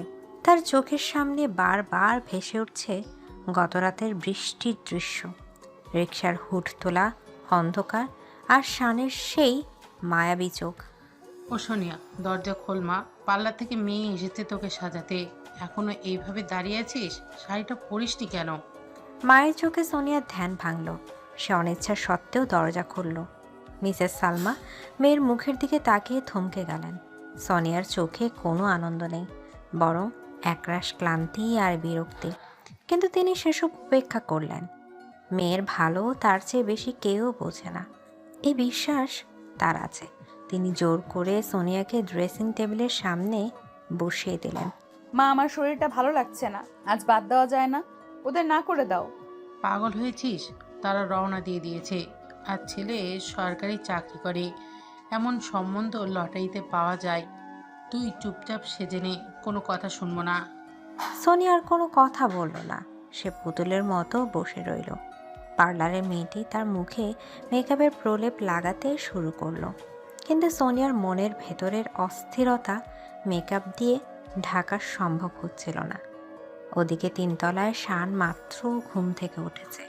সে বারান্দায় এসে আড়মোড়া ভাঙল। নিচে গেটের সামনে একটা মাইক্রোবাস এসে থামতে দেখল সে। মাইক্রোবাস থেকে কয়েকজন বয়স্ক লোক আর একটা চশমা পরা, মাথায় টাক পরার মতো লোক নামলো। তার হাতে মিষ্টির প্যাকেট। শানের বুকের ভেতরটা হঠাৎ করে থক করে উঠল। সে দ্রুত ঘরের ভেতর এসে মাকে ডাকল। মা, ও মা, নিচে কারা এসেছে? এত মেহমান কেন? ও, তোকে তো বলাই হয়নি। আজ সোনিয়াকে দেখতে আসছে। ছেলে বিসিএস ক্যাডার, কৃষি অফিসার, ভালো ফ্যামিলি। তোর বাবাও নিচে গেছে ওদের রিসিভ করতে। শান পায়ের নিচে থেকে যেন মাটি সরে গেল। সোনিয়াকে দেখতে এসেছে, তার সোনিয়াকে। শানের মাথার ভেতর রক্ত চলে গেল। সে কোনো কথা না বলে নিজের ঘরে ঢুকে দরজা বন্ধ করে দিল। তার হাত পা কাঁপছে রাগে। সে দেয়ালে সজোরে একটা ঘুষি মারল। ইম্পসিবল, এটা হতে পারে না। সোনিয়া এটা হতে দিতে পারে না। ও জানে আমি ওকে শান কথা শেষ করতে পারল না। সে আয়নায় নিজের দিকে তাকালো। তার চোখ লাল হয়ে গেছে। সে টি শার্টটি খুলে একটা পাঞ্জাবি পরে নিল। সাদা পাঞ্জাবি, হাতা গোটানো, চুলগুলো ব্রাশ করে নিল। তার চোখে মুখে এখন আর সেই চঞ্চলতা নেই, আছে এক কঠিন সংকল্প। সে জানে তাকে কি করতে হবে। সে সোজা নিচে নেমে গেল। নিচতলায় ড্রয়িং রুম তখন লোকে লোকারণ্য। পাত্রপক্ষের মুরব্বীরা সোনিয়ার বাবার সাথে আলাপ করছেন। পাত্র, যার নাম তুহিন, সে সোফায় বসে এদিক ওদিক তাকাচ্ছে। তার বয়স 32 হলেও তাকে দেখে 35-36-এর মনে হচ্ছে। মাথার চুল পাতলা, বুড়িটা একটু বের হওয়া। শান ড্রয়িং রুমে ঢুকতে সবাই চুপ হয়ে গেল। শানের ব্যক্তিত্ব, তার উচ্চতা আর সুঠাম দেহ তাকে আলাদা করে চিনিয়ে দেয়। আরে সান বাবা, এসো এসো, পরিচয় করিয়ে দিই। ইনি এই তুহিন। আর তুহিন, এ হলো সান, আমাদের বাড়িওয়ালার ছেলে। ভার্সিটিতে পড়ে, খুব ব্রিলিয়ান্ট স্টুডেন্ট। শান মুখে একটা মেয়েকেই হাসি ঝুলিয়ে এগিয়ে গেল। সে তুহিনের দিকে হাত বাড়িয়ে দিল। তুহিন শানকে আপাদ মস্তক দেখে একটু অবজ্ঞার হাসি হাসল। ওহ, স্টুডেন্ট, ভালো। কোন ইয়ার? পড়াশোনা ঠিকঠাক হচ্ছে তো? আজকালকার ছেলেরা তো পড়াশোনার চেয়ে আড্ডাবাজিতে বেশি থাকে। জি ভাইয়া, সেকেন্ড ইয়ার। আড্ডা তো দেই, আসলে জীবনটাকে উপভোগ করার বয়স তো এখনই। পরে তো আপনার মতো মানে সরকারি চাকরির চাপে বুড়িয়ে যাব, তাই না? শানের কথার খোঁচাটা ঘরের অনেকেই বুঝল না, কিন্তু তুহিন ঠিকই বুঝল। সে একটু নড়ে চড়ে বসল। শান সোফার এক কোনায় গিয়ে বসল, ঠিক তুহিনের মুখোমুখি। তার দৃষ্টি শিকারীর মতো তুহিনের ওপর নিবদ্ধ। আমি সোনিয়াকে নিয়ে আসছি। মিসেস সালমা ভেতরের ঘর থেকে সোনিয়াকে নিয়ে এলেন। সোনিয়ার পরনে মেরুন জামদানি, কপালে ছোট টিপ, কানে সোনার দুল। তাকে দেখে ঘরের সবাই মুগ্ধ হয়ে গেল। শান পলক ফেলতে ভুলে গেল। আজ সোনিয়াকে কোনো দেবীর মতো লাগছে, কিন্তু সেই দেবীর মুখ বিষণ্ণ। সোনিয়া ধীর পায়ে এসে বাবার পাশে বসলো। সে একবারের জন্য মাথা তুলে তাকালো না। মাশাল্লাহ, ছবিতে যেমন দেখেছিলাম সামনাসামনি তার চেয়ে সুন্দর। তা সোনিয়া, তুমি তো জব করে শুনেছি, বিয়ের পর কি জব কন্টিনিউ করতে চাও? আমার অবশ্য হাউস অফই পছন্দ। গড়ের বউ গড়েই মানায়। তুহিনের কথায় সোনিয়া চমকে উঠল। সে চাকরি ভালোবাসে, নিজের পায়ে দাঁড়ানো তার স্বপ্ন। সে কিছু বলতে যাচ্ছিল, কিন্তু তার আগেই সার কথা বলে উঠল। ভাইয়া, এখন তো মেয়েরা প্লেন চালাচ্ছে, দেশ চালাচ্ছে, আর আপনি চান বউ ঘরে বসে হাঁড়ি ঠেলুক? এটা তো একটু ব্যাকডেটের চিন্তা ভাবনা হয়ে গেল না? সোনিয়া আপু, মানে সোনিয়া তো মাল্টি ন্যাশনাল কোম্পানিতে HR, ওর ক্যারিয়ার তো ব্রাইট। ছোটদের বড়দের কথায় কথা বলা ঠিক না। আমরা আমাদের পুত্রবধূর ব্যাপারে সিদ্ধান্ত নেব। অবশ্যই আঙ্কেল, আমি তো শুধু জেনারেটরটা চেক করতে এসেছিলাম। লোডশেডিং খুব ডিস্টার্ব করছে তো। আসলে সোনিয়া গরম একদম সহ্য করতে পারে না, ওর আবার এসি ছাড়া ঘুম হয় না। আপনাদের গ্রামের বাড়িতে এসি আছে তো ভাইয়া, নাকি তাল পাখা দিয়ে বাতাস করতে হবে? ঘরের পরিবেশটা ভারী হয়ে উঠল। শান ইচ্ছে করে বিব্রতকর পরিস্থিতি তৈরি করছে। সোনিয়ার বাবা শানের দিকে কড়া চোখে তাকালেন। শান সেটা গ্রাহ্যই করল না। সে সোনিয়ার দিকে তাকালো। সোনিয়াও এই প্রথম শানের দিকে তাকালো। তার চোখে জল টলমল করছে, আর সেই সাথে একটা মিনতি, শান থামো প্লিজ। কিন্তু শানের চোখে আগুন। সে বোঝাতে চাইছে, আমি থাকতে তোমাকে টাকলু বরের গলায় ঝুলতে দেব না। আমার পোস্টিং এখন জেলা সদরে, সেখানে সব সুবিধা আছে। আর সোনিয়া, তোমার কি রান্নাবান্না জানা আছে? আমার মায়ের আবার হাতের কাজ খুব পছন্দ। জি, মোটামুটি পারি। মোটামুটি না, দারুণ পারে, তবে ঝালটা একটু বেশি খায়। আর রাগলে তো কথাই নেই। ভাইয়া, আপনি কি জানেন সোনিয়া ক্যারাতে জানে? বিয়ের পর ঝগড়া হলে কিন্তু খবর আছে, হাড়গোড় আস্ত থাকবে কিনা সন্দেহ। এবার তুহিন কিছুটা ভরকে গেল। সে সোনিয়ার দিকে তাকালো সন্দেহজনক দৃষ্টিতে। সোনিয়া লজ্জায় আর রাগে মাটির সাথে মিশে যেতে চাইছে। শান কি শুরু করেছে সবার সামনে? শান, তুমি এখানে কি করছো? বাবা তুহিন, কিছু মনে করো না, ও খুব ফাজিল ছেলে। যাও শান, উপরে যাও। যাচ্ছি মা। আসলে নতুন দুলাভাই তো, একটু খাতির করছিলাম। আচ্ছা সোনিয়া, তুমি না বলেছিলে তোমার বয়ফ্রেন্ডের হাইট 6 ফুট? তুহিন ভাইয়া তো মনে হয় 5 ফুট 6। সমস্যা হবে না তো হিল পড়লে? এই কথাটা ছিল বোমার মতো। পুরো ঘরে পিন পতন নীরবতা নেমে এলো। সোনিয়ার বাবা মা আকাশ থেকে পড়লেন। তুহিনের পরিবার মুখ চাওয়াচাই করতে লাগলো। সোনিয়া শানের দিকে তাকালো অবিশ্বাসের দৃষ্টিতে। শান কিভাবে এত বড় মিথ্যা কথাটা বলতে পারলো? বয়ফ্রেন্ড? সোনিয়ার বয়ফ্রেন্ড আছে? আপনারা তো বলেছিলেন ও কোনো সম্পর্কের সাথে জড়িত নয়। না না বাবা, এসব মিথ্যে কথা।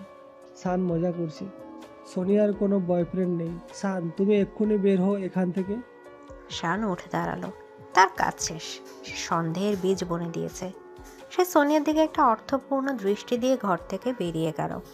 সোনিয়া আর বসে থাকতে পারল না। সে কান্না চেপে দৌড়ে নিজের ঘরে চলে গেল। ড্রয়িং রুমে তখন তুমুল হট্টগোল। তুহিনের পরিবার অপমানিত বোধ করছে। তারা উঠে দাঁড়ালো। আমরা আজ আসি। মেয়ের ব্যাপারে এমন কথা শোনার পর আমরা আর এগোতে চাই না। ছেলের আমার সম্মানের ব্যাপার আছে। তারা সোনিয়ার বাবা মায়ের কোনো অনুরোধ না শুনে বেরিয়ে গেল। সোনিয়ার বাবা সোফায় বসে পড়লেন মাথায় হাত দিয়ে। মা কান্নায় ভেঙে পড়লেন। সন্ধ্যা হয়েছে। বাড়ির ছাদটা জনশূন্য। আকাশের এক কোণে চাঁদ উঠেছে, কিন্তু তার আলো ম্লান। সোনিয়া ছাদের রেলিং ধরে দাঁড়িয়ে কাঁদছে।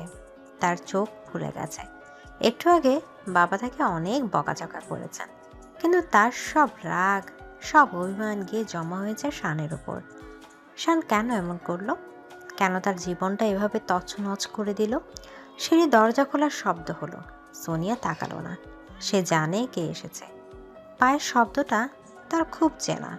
শান এসে সোনিয়ার পাশে দাঁড়ালো। সে কিছু বলল না, চুপচাপ আকাশের দিকে তাকিয়ে রইল। খুশি হয়েছো তুমি? খুব মজা পেয়েছো? আমার বাবার সম্মানটা ধুলোয় মিশিয়ে দিয়ে তোমার খুব শান্তি লাগছে এখন? সোনিয়ার গলার স্বর কান্নায় বুঝে আসছে, কিন্তু তাতে তীব্র ঝাঁজ। সে ঘুরে শানের দিকে তাকালো। শান তখনও শান্ত। সে পকেট থেকে রুমাল বের করে সোনিয়ার দিকে বাড়িয়ে দিল। চোখটা মোছো। তোমাকে কাঁদতে দেখলে আমার বুকটা ফেটে যায়। নাটক করো না শান, একদম নাটক করবে না। তুমি কি ভেবেছো এইভাবে বিয়ে ভেঙে দিলেই আমি তোমার হয়ে যাব? তুমি কি বোঝো না আমাদের কোনো ভবিষ্যৎ নেই? তুমি আমার চেয়ে 5 বছরের ছোট। সমাজ এটা মানবে না, আমার পরিবার মানবে না। তুমি কেন আমার জীবনটা নষ্ট করছো? সোনিয়া শানের বুকে কিল মারতে শুরু করলো। তার কান্না বাঁধ ভেঙে বেরিয়ে আসছে। শান চুপচাপ সোনিয়ার আঘাতগুলো সহ্য করলো। তারপর হঠাৎ সে সোনিয়ার দুটো হাত ধরে ফেলল শক্ত করে। সোনিয়া ছাড়ানোর চেষ্টা করলো, কিন্তু পারল না। শান সোনিয়াকে হ্যাচকা টানেই নিজের কাছে নিয়ে এলো। দুজনের শরীর এখন একে অপরের সাথে লেপ্টে আছে। সোনিয়ার কান্না থেমে গেল ভয়ে আর উত্তেজনায়। শানের চোখে আজ অন্য এক আগুন। সমাজ, পরিবার, বয়স, এসব অজুহাত আর কতদিন দেবে সোনিয়া? ওই লোকটা, ওই তুহিন যে তোমার রান্নার হাত আর চামড়ার রং দেখতে এসেছিল, সে তোমার যোগ্য? সে তোমাকে ভালোবাসতো নাকি একটা ফার্নিচার হিসেবে ঘরে নিয়ে যেত? এসব আমি জানি না। অন্তত ও আমার সমবয়সী, আমার যোগ্য। তুমি একটা স্টুডেন্ট, বাউন্ডুলে। তোমার সাথে আমার কিসের সম্পর্ক? সম্পর্ক নেই? সত্যি? তাহলে গতকাল রিকশায় যখন আমি তোমাকে ছুঁয়েছিলাম তখন তুমি সরে যাওনি কেন? আজ যখন আমি ওই লোকটাকে অপমান করছিলাম তখন তোমার চোখে আমি কেন স্বস্তি দেখেছিলাম? সোনিয়া, নিজের হৃদয়ের সাথে মিথ্যে বলো না। তুমিও আমাকে ভালোবাসো। বাসি না, আমি তোমাকে ভালোবাসি না। তুমি শুধু আমার একটা ভুল। সোনিয়ার কথা শেষ হওয়ার আগেই শান তার ঠোঁট দিয়ে সোনিয়ার ঠোঁট আটকে দিল। আচমকাই আক্রমণে সোনিয়া স্তব্ধ হয়ে গেল। সে প্রথম কয়েক সেকেন্ড বুঝতে পারল না কি হচ্ছে। শানের চুম্বনে কোনো জোর জবরদস্তি নেই, আছে তীব্র অধিকার বোধ আর দীর্ঘদিনের জমে থাকা তৃষ্ণা। শান সোনিয়ার কোমর জড়িয়ে ধরে তাকে আরও নিবিড়ভাবে নিজের সাথে মিশিয়ে নিল। সোনিয়ার হাত দুটো, যা শানকে ঠেলে দেওয়ার জন্য উদ্যত ছিল, তা ধীরে ধীরে শানের গলার পেছনে চলে গেল। সে শানের চুলে হাত ডুবিয়ে দিল। তার মস্তিষ্ক তাকে বাধা দিচ্ছে, কিন্তু হৃদয় আজ বিদ্রোহী। ছাদের নির্জনতায়, চাঁদের আবছা আলোয় অসম বয়সের দুটি মানুষ তাদের সমস্ত সংস্কার, ভয় আর দ্বিধা ভুলে একাকার হয়ে গেল। সময় যেন থমকে দাঁড়িয়েছে। শান যখন তার ঠোঁট সরালো তখন সোনিয়া হাঁপাচ্ছে, তার চোখ বন্ধ, ঠোঁট কাঁপছে। শান নিজের কপালটা সোনিয়ার কপালের সাথে ঠেকিয়ে রাখলো। তাদের দুজনের গরম নিঃশ্বাস একে অপরের মুখে পড়ছে। এখনো বলবে আমাকে ভালোবাসো না? এখনো বলবে আমি তোমার ভুল? সোনিয়া চোখ খুলল। তার চোখে এখন আর রাগ নেই, আছে লজ্জার সমর্পণ। সে শানের বুকে মাথা রাখল। তার মনে হচ্ছে সে এত বছর ধরে এই আশ্রয়টাই খুঁজছিল। তুহিন বা অন্য কেউ তাকে এই নিরাপত্তায় পাগলামি দিতে পারতো না। তুমি খুব খারাপ শান, তুমি আমাকে ধ্বংস করে দিলে। এখন আমি কি করব? বাবা আমাকে কি জবাব দিব? আমরা ধ্বংস হইনি সোনিয়া, আমরা নতুন করে শুরু করলাম। আর বাবা মা, তাদের ম্যানেজ করার দায়িত্ব আমার। তুমি শুধু আমার হাতটা শক্ত করে ধরে থেকো। কথা দিচ্ছি এই হাত আমি কখনো ছাড়বো না। ভাড়াটিয়ার মেয়েকে এই বাড়ির পার্মানেন্ট সিনিয়র বউ না করা পর্যন্ত শান চৌধুরীর শান্তি নেই। আমার ভয় করছে শান, খুব ভয় করছে। ভয় নেই, আমি আছি তো। তোমার পিচ্চি জামাই সব সামলে নেবে। শান সোনিয়ার থুতনি ধরে তার মুখটা তুলে ধরল। সোনিয়ার গালে এখনো কান্নার দাগ। শান আলতো করে সেখানে একটা চুমু খেলো। সোনিয়া শানের বুকে মুখ লুকালো। ছাদের উপর দিয়ে বয়ে যাওয়া বাতাসে তখন ভালোবাসার ঘ্রাণ। নিচে হয়তো ঝড় বয়ে গেছে, কিন্তু উপরে এই দুজন মিলে এক নতুন পৃথিবীর জন্ম দিল। কিন্তু এই সুখ কি দীর্ঘস্থায়ী হবে? সোনিয়ার বাবা কি এত সহজে সব মেনে নেবেন? আর ভার্সিটির মিথিলা, যে শানকে পছন্দ করে, সে কি চুপ করে থাকবে? শান আর সোনিয়ার এই গোপন সম্পর্কের কথা জানাজানি হতে বেশি সময় লাগবে না। আর তখন শুরু হবে আসল পরীক্ষা। সোনিয়া শানের কাছ থেকে একটু দূরে দাঁড়ালো। তার শারীর একটু অগোছালো হয়ে গেছে, সে ঠিক করে নিল। আমাকে নিচে যেতে হবে, মা চিন্তা করবে। যাও, কিন্তু মনে রেখো তুমি এখন অফিসিয়ালি বুকড।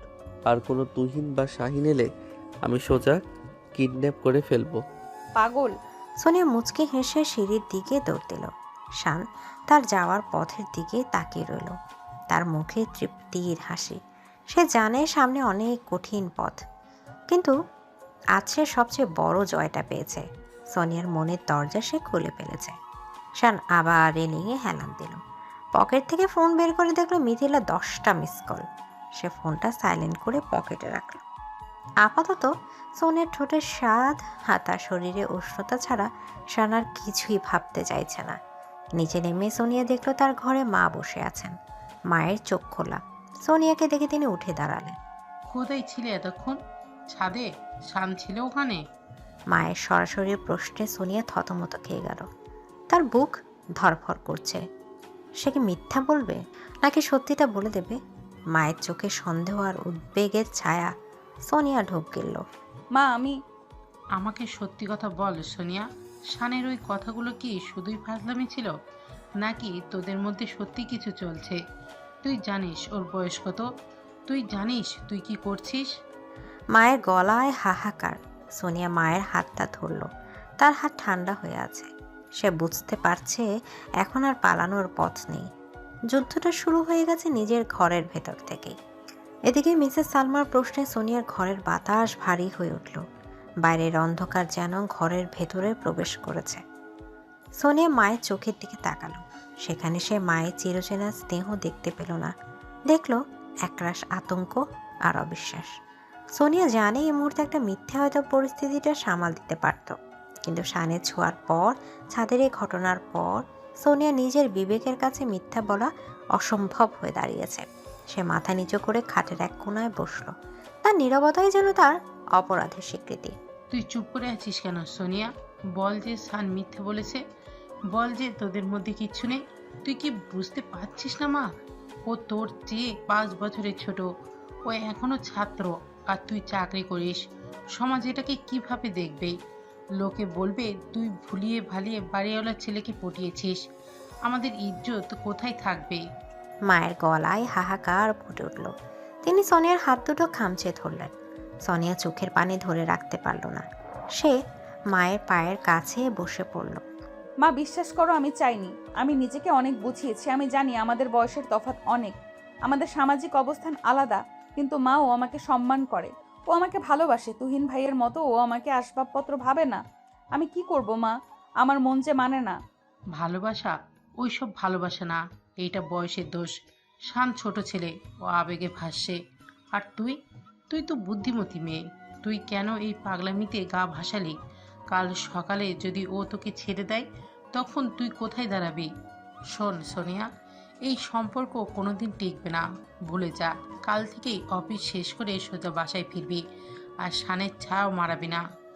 মিসেস সালমা চোখ মুছতে মুছতে ঘর থেকে বেরিয়ে গেলেন। যাওয়ার সময় দরজাটা বাইরে থেকে ভিজিয়ে দিয়ে গেলেন, যেন সোনিয়া নিজের ঘরেই এখন বন্দি। সোনিয়া ফ্লোরে বসে রইল, তার কানে বাজছে শানের কথাগুলো। আমি আছি তো। কিন্তু মা যখন এভাবে ভেঙে পড়লেন, তখন শানের আশ্বাসও যেন ফিকে মনে হচ্ছে। পরদিন সকালে চৌধুরী বিলা থমথমে। শান খুব সকালে উঠে তৈরি হয়ে নিয়েছে, তার মেজাজ ফুরফুরে। কাল রাতে সোনিয়ার কনফেশন তাকে পৃথিবীর সবচেয়ে সুখী মানুষ বানিয়ে দিয়েছে। সে শীষ বাজাতে বাজাতে ডাইনিং টেবিলে এলো, কিন্তু টেবিলে বসে দেখলো তার মা মিসেস রেহানা খুব গম্ভীর মুখে চা খাচ্ছেন।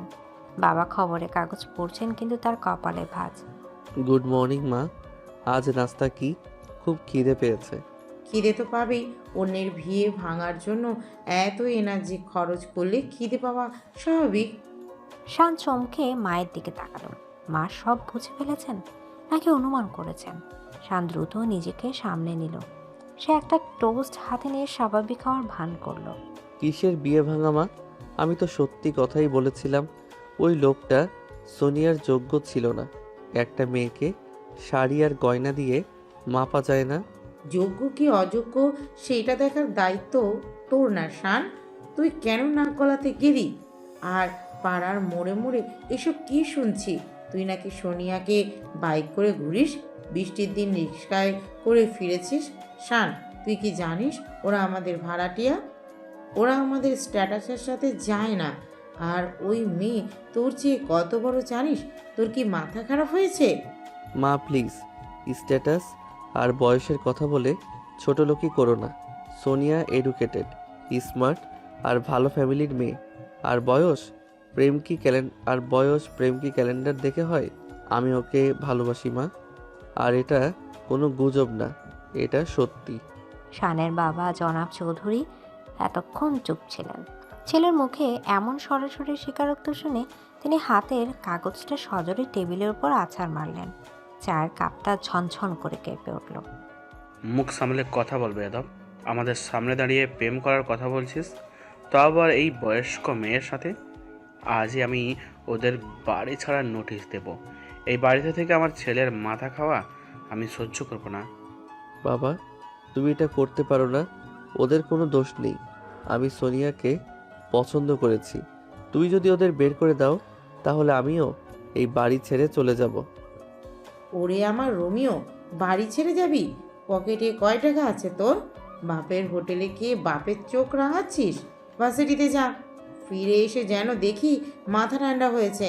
আর মনে রাখবি, ওই মেয়ের সাথে যদি তোকে আমি দেখি তাহলে আমি সোনিয়ার বাবার সামনে এমন সিন ক্রিয়েট করব যে ওরা মুখ দেখাতে পারবে না। শান রাগে গজগজ করতে করতে নাস্তা না করেই বেরিয়ে গেল। তার খুব অসহায় লাগছে। সে জানতো বাধা আসবে, কিন্তু বাবা মা যে এত দ্রুত এত কঠোর হবেন তা সে ভাবেনি। সে বাইক নিয়ে সোজা ভার্সিটির দিকে রওনা দিল।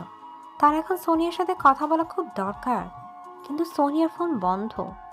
ভার্সিটির ক্যাম্পাসে পৌঁছে শান দেখল মিথিলা গেটের কাছেই দাঁড়িয়ে আছে। মিথিলা শানের ক্লাসমেট, দেখতে সুন্দর এবং বেশ ধনী পরিবারের মেয়ে। সে অনেকদিন ধরেই শানের পেছনে ঘুরছে, কিন্তু শান তাকে পাত্তা দেয় না। আজ শানকে বিধ্বস্ত থেকে মিথিলা এগিয়ে এলো। হাই শান, কি হয়েছে তোমার? তোমার কেমন দেখাচ্ছে কেন? আর কাল থেকে তোমাকে ফোনে পাচ্ছে না। আমি ভালো নেই মিথিলা, আমাকে একা থাকতে দাও। শান মিথিলাকে পাশ কাটিয়ে চলে যেতে চাইল, কিন্তু মিথিলা নাছোড় বান্দা। সে শানের পথ আটকে দাঁড়ালো। মিথিলার চোখে সন্দেহের ছিলেক। সে ডিপার্টমেন্টের কিছু গুঞ্জন শুনেছে শান নাকি কোনো এক সিনিয়র আপুর প্রেমে হাবুডুবু খাচ্ছে। একা থাকতে দেবো কেন? শুনলাম তুমি নাকি প্রেমে পড়ে গেছো। কে সে? আমাদের ক্যাম্পাসের নাকি বাইরের? শান, তুমি আমাকে ইগনোর করে কার পিছনে করছো? মিথিলা, এটা আমার পার্সোনাল ম্যাটার। তোমার এখানে নাক গলানোর কোনো রাইট নেই। আর হ্যাঁ, আমি প্রেমে পড়েছি, তাকে আমি ভালোবাসি। সে তোমার মতো ন্যাকামি করে না, সে ম্যাচিওর্ড, সে রিয়েল। ও, তাই বুঝি। তা সেই রিয়েল মানুষটা কে? ওই ভাড়াটিয়া মেয়েটা যার কথা সবাই বলেছে? শ্রীশান, তোমার টেস্ট এত খারাপ, একটা বুড়ি মেয়েকে তুমি পছন্দ করলে যে কিনা তোমার মায়ের বয়সী হতে পারতো। মিথিলার মুখে বুড়ি আর মায়ের বয়সী শব্দটা শুনে শানের রক্ত মাথা চড়ে গেল। সে মিথিলার খুব কাছে গিয়ে আঙুল উঁচিয়ে শাসালো। তার চোখ দিয়ে যেন আঙুল বের হচ্ছে। আশেপাশের ছাত্রছাত্রীরা দাঁড়িয়ে গেল। খবরদার মিথিলা, সোনিয়ার সম্পর্কে আর একটা বাজে কথা বললে আমি ভুলে যাব তুমি মেয়ে। সম্মান দিয়ে কথা বলতে শেখো। ও আমার চেয়ে বয়সে বড়, কিন্তু ও আমার ভালোবাসার মানুষ। তোমার মতো প্লাস্টিক বিউটি আর অহংকারী মেয়ের চেয়ে ও হাজার গুণ ভালো। আমার রাস্তা থেকে সরো। শান মিথিলাকে ধাক্কা দিয়ে সরিয়ে হন হন করে ডিপার্টমেন্টের দিকে চলে গেল। মিথিলা অপমানে লাল হয়ে দাঁড়িয়ে রইল। সবার সামনে শান তাকে এভাবে রিজেক্ট করলো, তা আবার এই সাধারণ এক মেয়ের জন্য। মিথিলার চোখের জল, তার প্রতিহিংসার আগুন একসাথে জ্বলে উঠল। সে মনে মনে প্রতিজ্ঞা করলে এই অপমানের শোধ সে নেবেই। দুপুর গড়িয়ে বিকেল। শান ভার্সিটি থেকে ফিরল না। সে উদ্দেশ্যহীনভাবে ঘুরে বেড়ালো। ওদিকে চৌধুরী ভিলাতে তখন আরেক নাটক শুরু হয়েছে। আসরের নামাজের পর মিসেস রেহানা নিচ তলায় নামলেন। সোনিয়ার মা দরজা খুললেন। মিসেস রেহানার মুখ থমথমে। তিনি ভেতরে ঢুকলেন না, দরজার বাইরে দাঁড়িয়ে রইলেন। ভাবি, ভেতরে আসুন, চা করি। চা খেতে এসেনি সালমা ভাবি, কিছু কথা সাফ সাফ বলতে এসেছি। আপনারা ভদ্র ফ্যামিলি ভেবে বাসা ভাড়া দিয়েছিলাম, কিন্তু আপনারা যে তলে তলে আমার ছেলের মাথা খাবেন তা বুঝিনি। ভাবি, এসব কি বলছেন? আমরা কি করলাম? ন্যাকা সাজবেন না। আপনার মেয়ে সোনিয়া আমার নাবালক ছেলের সাথে কি করছে তা কি আমি জানি না? ও চাকরি করে, বয়সে বড়, ও তো শানকে বোঝাতে পারতো। তা না করে ও শানকে উস্কানি দিচ্ছে। শোনেন ভাবি, সোজা কথা, আমার ছেলে এখন স্টুডেন্ট, ওর ভবিষ্যৎ আছে। আমি চাই না আপনার মেয়ের ছায়া ওর উপর পড়ুক। ড্রয়িং রুমের পর্দার আড়ালে দাঁড়িয়ে সোনির সব শুনছে। তার শরীর কাঁপছে। মিসেস রেহানার প্রতিটা শব্দ যেন চাবুকের মতো তার গায়ে পড়ছে। তার বাবা জনাব আহমেদ এসে দাঁড়ালেন। ভদ্রলোক অপমানে কুঁকড়ে গেছেন। ভাবি সাহেবা, আমরা গরিব হতে পারি, কিন্তু ছোট লোক নই। আমার মেয়ে কোনো অন্যায় করেনি। তবুও যদি আপনারা মনে করেন আমাদের জন্য সমস্যা হচ্ছে, আমরা চলে যাব। সেটাই ভালো হবে। আগামী মাসের 1 তারিখের মধ্যে আপনারা বাসা খালি করে দেবেন। আমি নতুন ভাড়াটিয়া দেখব। আর এই কয়দিন আপনার মেয়ে যেন আমার ছেলের ধারে কাছেও না ঘাসে। ওর জন্য আমার ছেলের বিয়েও আটকাচ্ছে। মিসেস রেহানা আর কোনো কথা না বলে গটগট করে চলে গেলেন। জনাব আহমেদ সোফায় বসে পড়লেন। তার চোখে পানি। তিনি একজন অবসরপ্রাপ্ত সরকারি কর্মচারী। সারা জীবনের সম্মানের সাথে কাটিয়েছেন। আজ মেয়ের জন্য তাকে এই কথা শুনতে হলো।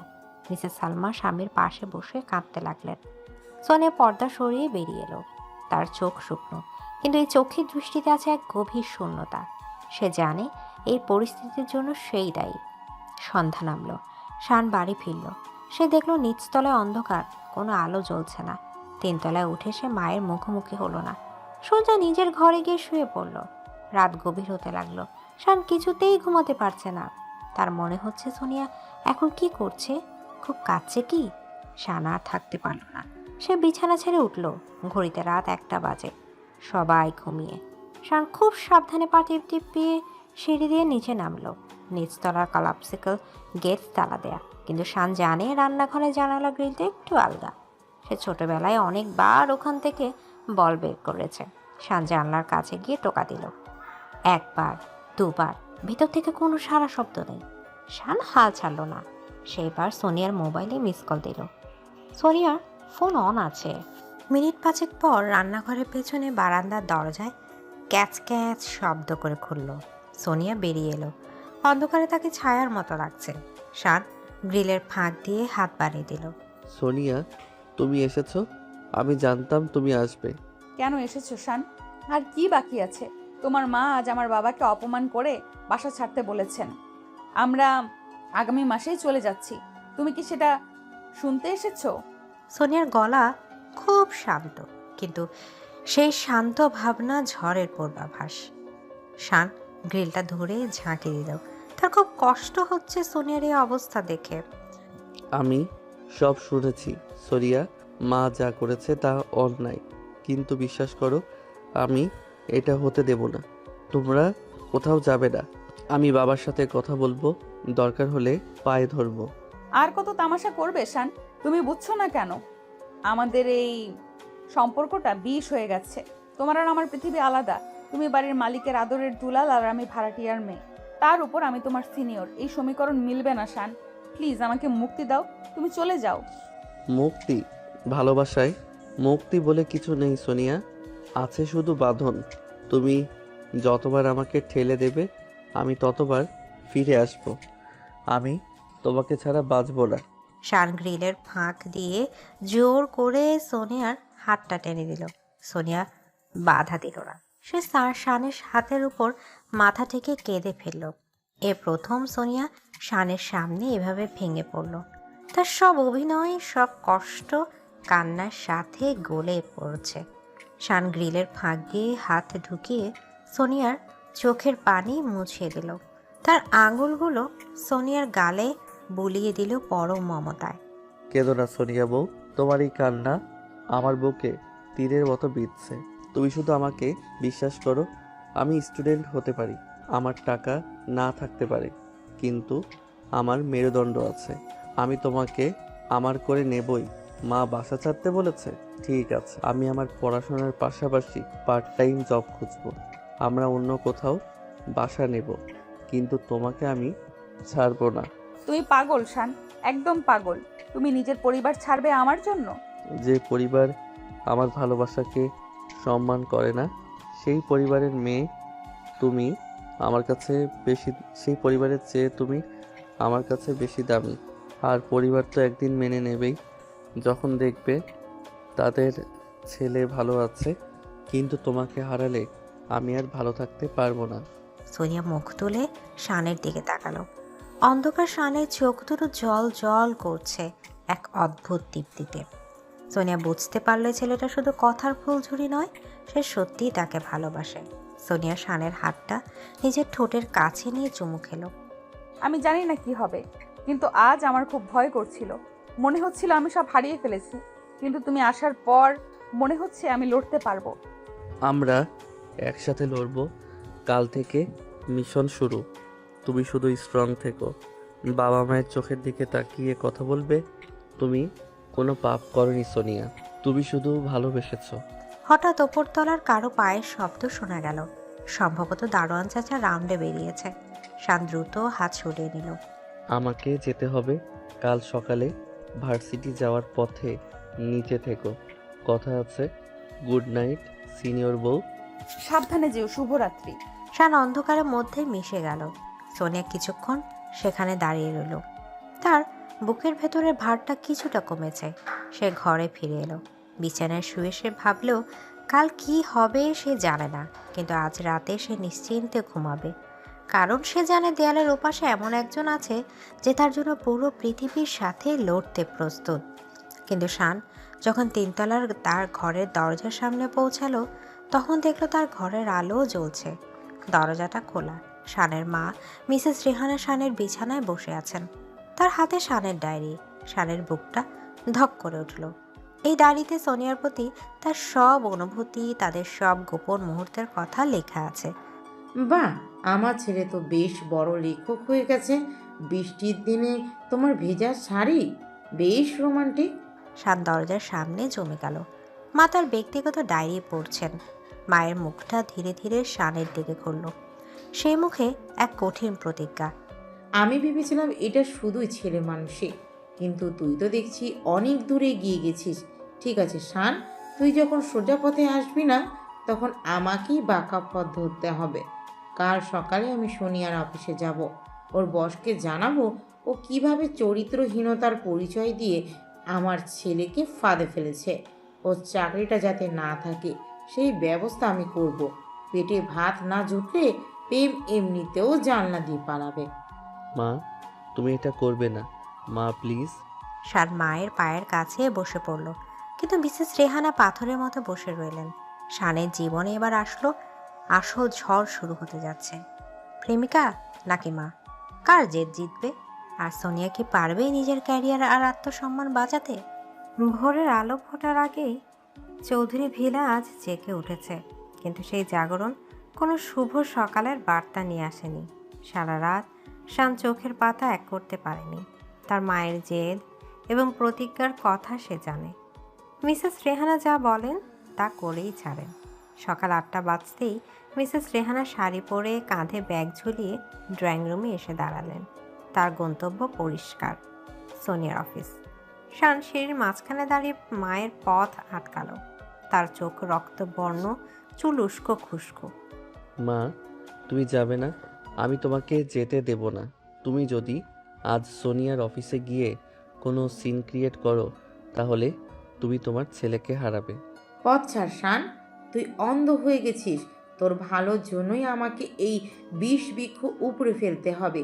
ওর চাকরি না থাকলে, পেটে ভাত না জুটলে এই প্রেম এমনিতেই জানালা দিয়ে পালাবে। তুই সর। মিসেস রেহানা শানকে এক প্রকার ধাক্কা দিয়ে সরিয়ে দিলেন। শান টলমলে পায়ে দেয়ালে পিঠ ঠেকিয়ে দাঁড়ালো। সে বুঝতে পারল মায়ের এই আগ্রাসী মনোভাবের সামনে এখন আর কোনো যুক্তিই টিকবে না। ড্রয়িং রুমে বসে থাকা শানের বাবা জনাব চৌধুরী সব দেখছিলেন, কিন্তু কিছু বলছিলেন না। শান বাবার দিকে তাকালো। বাবার চোখেও সমর্থনের কোনো ভাষা নেই। শান এক মুহূর্তের জন্য চোখ বন্ধ করলো। তারপর দৌড়ে নিজের ঘরে গিয়ে একটা ব্যাকপ্যাক নিয়ে এলো। সে আলমারি থেকে শুধু নিজের সার্টিফিকেটগুলো আর কয়েকটা কাপড় ব্যাগে ঢুকালো। মানিব্যাগটা টেবিলের উপর রেখে দিল। বাইকের চাবিটাও সেখানে রাখলো। বাবা, তোমরা যেহেতু সোনিয়াকে অপমান করে তাড়াতে চাইছো আর মা ওর ক্যারিয়ার ধ্বংস করতে যাচ্ছে, তাই এই বাড়িতে থাকার নৈতিক অধিকার আমার নেই। আমি চললাম। কোথায় যাবি? পকেটে টাকা নেই, মাথায় ছাদ নেই, ফুটপাতে থাকবি? এই নাটকে আপনার বন্ধ কর শান। ফুটপাতে থাকবো না স্টেশনে থাকবো জানি না, কিন্তু যেই ছাদের নিচে অন্যের সম্মান নিয়ে খেলা করা হয় সেই ছাদ আমার দরকার নেই। মা যদি সোনিয়ার অফিসে যায় তবে জেনে রেখো, এই শানকে তোমরা আর কোনো দিন এই বাড়িতে দেখবে না। শান আর কোনো উত্তরের অপেক্ষা না করে হনহন করে বেরিয়ে গেল। জনাব চৌধুরী ছেলেকে আটকানোর জন্য ডাকলেন, কিন্তু শান ফিরে তাকালো না। গেট দিয়ে বের হওয়ার সময় দারোয়ান চাচা সালাম দিল, কিন্তু শান আজ কোনো উত্তর দিল না। সে সোজা রাস্তায় নেমে একটা রিক্সা নিল। তার গন্তব্য গুলশান সোনিয়ার অফিস। তাকে মায়ের আগে সেখানে পৌঁছাতে হবে, কিন্তু কপাল খারাপ, রাস্তায় প্রচণ্ড জ্যাম। শান রিক্সায় বসে অস্থির হয়ে ঘড়ি দেখতে লাগলো। এদিকে সোনিয়া অফিসে পৌঁছেছে মাত্র। আজ তার মন খুব ভার। রাতে শানের সাথে কথা বলার পর সে একটু ভরসা পেয়েছিল, কিন্তু সকালের বাস্তবতা তাকে আবার ঘিরে ধরেছে। সে নিজের ডেস্কে বসে ফাইলের কাজ করছিল। হঠাৎ অফিসের পিয়ন এসে জানালো রিসেপশনে কেউ একজন তার সাথে দেখা করতে এসেছেন। সোনিয়া অবাক হলো, এই সময় কে আসতে পারে? সে রিসেপশনে গিয়ে দেখলো মিসেস রেহানা সোফায় বসে আছেন। তাকে দেখে অফিসের অন্য কলিগরা কানাঘুষা করছে। মিসেস রেহানার চেহারা দেখে বোঝা যাচ্ছে তিনি যুদ্ধের প্রস্তুতি নিয়ে এসেছেন। আন্টি, আপনি এখানে? ভেতরে আসুন, কনফারেন্স রুমে বসি। আমি তোমার সাথে গল্প করতে আসিনি সোনিয়া, আর আড়ালে আবডালে কথা বলারও কিছু নেই। যা বলার আমি সবার সামনেই বলবো। মিসেস রেহানা গলা চড়িয়ে কথাগুলো বললেন। অফিসের ফ্লোরে পিন পথ নীরবতা নেমে এলো। সোনিয়ার বস মিস্টার খান কেবিন থেকে বেরিয়ে এলেন। কি হয়েছে এখানে? সানিয়া, উনি কে? আমি সোনিয়ার ল্যান্ডলেডি, আর এসেছি আপনাদের জানাতে যে আপনারা কাকে অফিসে পুষছেন। এই মেয়ে যে কিনা দেখতে খুব ভদ্র, সে আসলে একটা চরিত্রহীন মেয়ে। আমার 22 বছরের ছেলেকে ও প্রেমের ফাঁদে ফেলেছে। ছেলের মাথা খেয়ে তাকে পরিবারের বিরুদ্ধে দাঁড় করিয়েছে। যে মেয়ে তার বয়সের অর্ধেক বয়সের ছেলের সাথে অনৈতিক সম্পর্ক করতে পারে, তার ক্যারেক্টার কেমন হতে পারে আপনারা বুঝতেই পারছেন। পুরো অফিস স্তব্ধ। সোনিয়ার মনে হলো পায়ের নিচ থেকে মাটি সরে যাচ্ছে। অপমানে তার কান দিয়ে গরম ধোঁয়া বের হচ্ছে। কলিগরা যারা তাকে এত সম্মান করত, তারা এখন সন্দেহের দৃষ্টিতে তার দিকে তাকাচ্ছে। সোনিয়া কাঁপতে কাঁপতে এগিয়ে এলো। আন্টি, আপনি মিথ্যা বলছেন। আমি শানকে ফাঁদে ফেলিনি, আর আমাদের মধ্যে কোনো অনৈতিক সম্পর্ক নেই। আপনি একজন মা হয়ে আরেকজন মেয়ের চরিত্র নিয়ে এভাবে কথা বলতে পারলেন? চুপ করো বেহায়া মেয়ে। প্রমাণ চাও? এই দেখো সানের ডায়েরি, এখানে সব লেখা আছে। কবে কোথায় তোমরা দেখা করেছো, রিকশায় কি করেছো। মিস্টার খান, আমি চাই না আমার ছেলের ভবিষ্যৎ এই মেয়ের জন্য নষ্ট হোক। আপনারা যদি একে অফিস থেকে বের না করেন, আমি পুলিশে যাব। মিস্টার খান বিব্রত বোধ করছেন। অফিসের পরিবেশ নষ্ট হচ্ছে। তিনি সোনিয়ার দিকে তাকালেন। সানিয়া, এটা তো ফ্যামিলি ম্যাটার, কিন্তু অফিসে এসব সিনক্রেট করা তো ঠিক না। আপনি ওনাকে নিয়ে বাইরে যান। বাইরে যাওয়ার দরকার নেই স্যার। আমার চরিত্র নিয়ে যখন প্রশ্ন উঠেছে, তখন আর এই অফিসে কাজ করার কোনো মানে হয় না। আন্টি, আপনি জিতে গেছেন। শানকে বাঁচানোর জন্য আমাকে মারার দরকার ছিল না। আমি নিজেই সরে যাচ্ছি। সোনিয়া তার ডেস্কে ফিরে গেল। সে দ্রুত তাকে একটা সাদা কাগজে রেজিগনেশন লেটার লিখল। তার হাত কাঁপছে, চোখের পানি টপটপ করে কাগজের উপর পড়ছে। সে কাগজটা এনে মিস্টার খানের টেবিলে রাখলো। এই নিন স্যার, আমার রেজিগনেশন। আমি চাই না আমার জন্য অফিসের সম্মান নষ্ট হোক। আর আন্টি, আপনি নিশ্চিন্তে বাড়ি যান। আপনার ছেলেকে আমি আর কোনো দিন বিরক্ত করব না। তবে একটা কথা মনে রাখবেন, আপনি আজ শুধু আমাকে অপমান করেননি, নিজের ছেলেকেও ছোট করলেন। সোনিয়া নিজের ব্যাগটা কাঁধে নিয়ে মাথা উঁচু করে অফিস থেকে বেরিয়ে গেল। মিসেস রেহানা বিজয়ের হাসি হাসলেন, কিন্তু তার মনে কোথাও একটা খচখচানে শুরু হলো। মেয়েটা একবারও প্রতিবাদ করলো না, কোনো সিন ক্রিয়েট করলো না, এত সহজে ছেড়ে দিল। সোনিয়া অফিস থেকে বেরিয়ে রাস্তায় নামলো। দুপুরে কড়া রোদ, কিন্তু তার চোখে সব ঝাপসা। সে উদ্দেশ্যহীনভাবে হাঁটতে লাগলো। তার ফোন বাজছে। শান ফোন করেছে। সোনিয়া ফোনটা বের করে দেখলো স্ক্রিনে জুনিয়র হাপ্পি নামটা ভাসছে। সে নামটা সেভ করেছিল গত রাতে, খুব গোপনে। সোনিয়া ফোনটা রিসিভ করলো না। সে ফোনটা সুইচ অফ করে দিল। তার এখন পৃথিবী থেকে বিচ্ছিন্ন হতে ইচ্ছা করছে। শান যখন অফিসের গেটে পৌঁছালো, তখন অনেক দেরি হয়ে গেছে। দারোয়ান জানালো সোনিয়া ম্যাডাম একটু আগেই বেরিয়ে গেছেন, আর তার মাও চলে গেছেন। শান বুঝলো সর্বনাশ যা হওয়ার হয়ে গেছে। সে পাগলের মতো রাস্তায় রাস্তায় খুঁজতে লাগলো। সোনিয়া, কোথায় তুমি? ফোনটা কেন বন্ধ করছো? প্লিজ কোনো বোকামি করো না। আমি সব ছেড়ে এসেছি তোমার জন্য। শান গুলশান এভিনিউ ধরে দৌড়াচ্ছে। তার শরীর ঘামে ভিজে গেছে। হঠাৎ সে দেখলো রাস্তার উপর একটা ফার্মেসির সামনে ভিড়।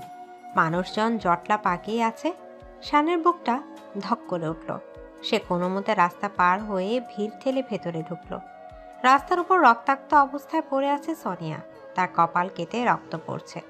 হাতটা অদ্ভুতভাবে বাঁকানো। একটা দ্রুতগামী প্রাইভেট কার তাকে ধাক্কা দিয়ে পালিয়ে গেছে। সোনিয়ার পাশে তার ব্যাগটা পড়ে আছে। সেখান থেকে বেরিয়ে গেছে তার অফিসের আইডি কার্ড আর শানের দেয়া একটা ছোট্ট চকলেটের ব্যাপার। সোনিয়া! শানের চিৎকার আকাশ বাতাস কাঁপিয়ে দিল।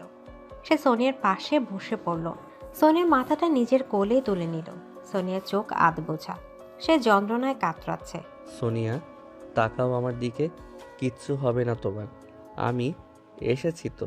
কেউ অ্যাম্বুলেন্স ডাকুন প্লিজ। দাঁড়িয়ে তামাশা দেখছেন কেন? আমার বউ মারা যাচ্ছে। শানের আর্তনাদে পথচারী ডোরে চড়ে বসলো। কে একজন সিএনজি ডেকে দিল। শান সোনিয়াকে কোলে করে সিএনজিতে তুলল। সোনিয়ার রক্তে শানের সাদা শার্ট লাল হয়ে গেছে। সিএনজিতে বসে শান সোনিয়ার গাল চাপড়াতে লাগলো। চোখ বন্ধ করবে না সোনিয়া, খবরদার। আমাকে শাস্তি দেওয়ার জন্য এটা করছো, তাই না? আমি মাকে ক্ষমা করব না, নিজেকেও ক্ষমা করব না। তুমি শুধু চোখ খুলে রাখো। শান, তুমি বাড়ি যাও, মায়ের কাছে ফিরে যাও। চুপ করো, একদম চুপ। আমার কোনো বাড়ি নেই, তুমি ছাড়া আমার কেউই নেই। তোমাকে বাঁচতেই হবে, আমার জন্য বাঁচতে হবে। হাসপাতালে পৌঁছানোর পর ডাক্তাররা সোনিয়াকে ইমার্জেন্সিতে নিয়ে গেল। শান বাইরে করিডোরে পায়চারি করতে লাগলো। তার সারা শরীরে সোনিয়া রক্ত। তার হাত পা কাঁপছে। নার্স এসে জানালো সোনিয়ার প্রচুর রক্তক্ষরণ হয়েছে, এখনই বি পজিটিভ রক্ত লাগবে। শান থমকে গেল। তার নিজের ব্লাড গ্রুপ বি পজিটিভ। সে ডাক্তারকে বলল তার রক্ত নিতে। রক্ত দেওয়ার সময় শান বেডে শুয়ে সিলিংয়ের দিকে তাকিয়ে রইল। তার চোখ দিয়ে অনবরত পানি পড়ছে। এই রক্ত যা এখন সোনিয়ার শরীরে যাচ্ছে, যা তাদের সম্পর্ককে আরো গভীর, আরো অবিচ্ছেদ্য করে তুলছে। রক্ত দেওয়া শেষ করে শান করিডোরে এসে বসলো। সে তখনও বাড়ি বা সোনিয়ার বাবাকে খবর দেয়নি, কিন্তু হাসপাতালের নিয়ম অনুযায়ী পুলিশ কেস হয়েছে, তাই পুলিশ সোনিয়ার আইডি কার্ড দেখে তার বাসায় খবর দিয়েছে। ঘণ্টাখানেক পর হাসপাতালে হন্তদন্ত হয়ে ঢুকলেন সোনিয়ার বাবা জনাব আহমেদ এবং মা মিসেস সালমা। তাদের পেছনে ঢুকলেন শানের বাবা এবং মা। পুলিশ তাদের খবর দিয়েছে। মিসেস রেহানা ছেলেকে রক্তাক্ত অবস্থায় দেখে আঁতকে উঠলেন। শান, বাবা, তোর কি হয়েছে? এত রক্ত কেন? তুই ঠিক আছিস? মা কাছে আসতেই শান ছিটকে সরে গেল। তার চোখে এখন আর জল নেই, আছে এক তীব্র ঘৃণা। সে আঙুল তুলে মাকে থামিয়ে দিল। আমাকে ছোবে না মা, খবরদার, আমাকে ছোবে না। এই রক্ত আমার না, এটা সোনিয়ার। যে রক্ত তুমি ঝরাতে চেয়েছিলে আজ সেটা রাস্তায় ছড়েছে। খুশি হয়েছো তুমি? সোনিয়া আজ আইসিইউতে মৃত্যুর সাথে লড়ছে। ও যদি মারা যায় মা, তাহলে তুমি জেনে রেখো তুমি তোমার ছেলেকেও জ্যান্ত লাশ হিসেবে পাবে। শান, আমি তো এমনটা চাইনি। আমি তো শুধু কি? শুধু ওর ক্যারিয়ারটা ধ্বংস করতে চেয়েছিলে, ওর সম্মানটা ধুলোয় মেশাতে চেয়েছিলে। মা, ও অফিসে রিজাইন দিয়ে বেরিয়ে এসেছিল শুধু তোমার জেদ রাখতে। ও রাস্তা পার হচ্ছিল অন্যমনস্ক হয়ে, কারণ তুমি ওর মাথাটা এলোমেলো করে দিয়েছিলে। এই অ্যাক্সিডেন্ট কোনো দুর্ঘটনা না, এটা একটা মার্ডার অ্যাটেম্পট, আর এর জন্য দায়ী তুমি। শানের প্রতিটা কথা মিসেস রেহানার বুকে তীরের মতো বিঁধল। তিনি ধপ করে বেঞ্চে বসে পড়লেন। সোনিয়ার মা মিসেস সালমা আইসিইউ দরজার কাছে মুখ ঠেকে কাঁদছেন। সোনিয়ার বাবা শানের কাছে এসে শানের কাঁধে হাত রাখলেন। বাবা শান, আমার মেয়েটা বাঁচবে তো? ও আমাদের একমাত্র অবলম্বন। আঙ্কেল, আমি আমার শরীরের শেষ রক্ত বিন্দু দিয়ে হলেও ওকে বাঁচাবো। ও আমার স্ত্রী, মানে আমার সব। আপনারা চিন্তা করবেন না। শান সোনিয়ার বাবাকে জড়িয়ে ধরল। এই দৃশ্য দেখে জনাব চৌধুরী শানের বাবা এগিয়ে এলেন। তিনি ছেলের মাথায় হাত রাখলেন। আমি লজ্জিত আহমেদ সাহেব, আমার স্ত্রীর বাড়াবাড়ির জন্য আজ এই অবস্থা। আমরা আপনাদের কাছে ঋণী হয়ে গেলাম। শান ঠিক বলছে, ও রক্ত দিয়েছে, ও সোনিয়াকে বাঁচিয়েছে। আজ থেকে সোনিয়া শুধু আপনার মেয়ে না, আমাদেরও মেয়ে। স্বামীর মুখে এমন কথা শুনে মিসেস রেহানা চমকে উঠলেন। তিনি বুঝতে পারলেন তিনি কত বড় ভুল করেছেন। অহংকার আর সামাজিক মর্যাদার বড়াই করতে গিয়ে তিনি নিজের ছেলেকে প্রায় হারাতে বসেছিলেন। তিনি ধীর পায়ে সোনিয়ার মায়ের কাছে গেলেন। ভাবি, আমাকে মাফ করে দেবেন। আমি অন্ধ হয়ে গিয়েছিলাম। আমার জন্য আজ আপনার মেয়ের এই অবস্থা। আল্লাহ যেন ওকে ফিরিয়ে দেন। আমি কথা দিচ্ছি, সোনিয়া সুস্থ হলে আমি নিজের দাড়ি থেকে শানের সাথে ওর বিয়ে দেব। আমাকে ফিরিয়ে দেবেন না ভাবি। দুই মা একে অপরকে জড়িয়ে ধরে কাঁদতে লাগলেন। হাসপাতালের করিডোরে বাতাস ভারী হয়ে উঠল কান্নায় আর অনুশোচনায়। শান দূরে দাঁড়িয়ে সব দেখল। তার মনে কোনো আনন্দ নেই। যতক্ষণ না ডাক্তার এসে বলবে সোনিয়া বিপদমুক্ত, ততক্ষণ তার নিঃশ্বাস স্বাভাবিক হবে না। সন্ধ্যা গড়িয়ে রাত। ডাক্তার অপারেশন থিয়েটার থেকে বের হলেন। সবাই ছুটে গেল তার কাছে। পেশেন্টের জ্ঞান ফিরেছে, মাথার চোটটা গভীর ছিল, তবে এখন স্টেবল।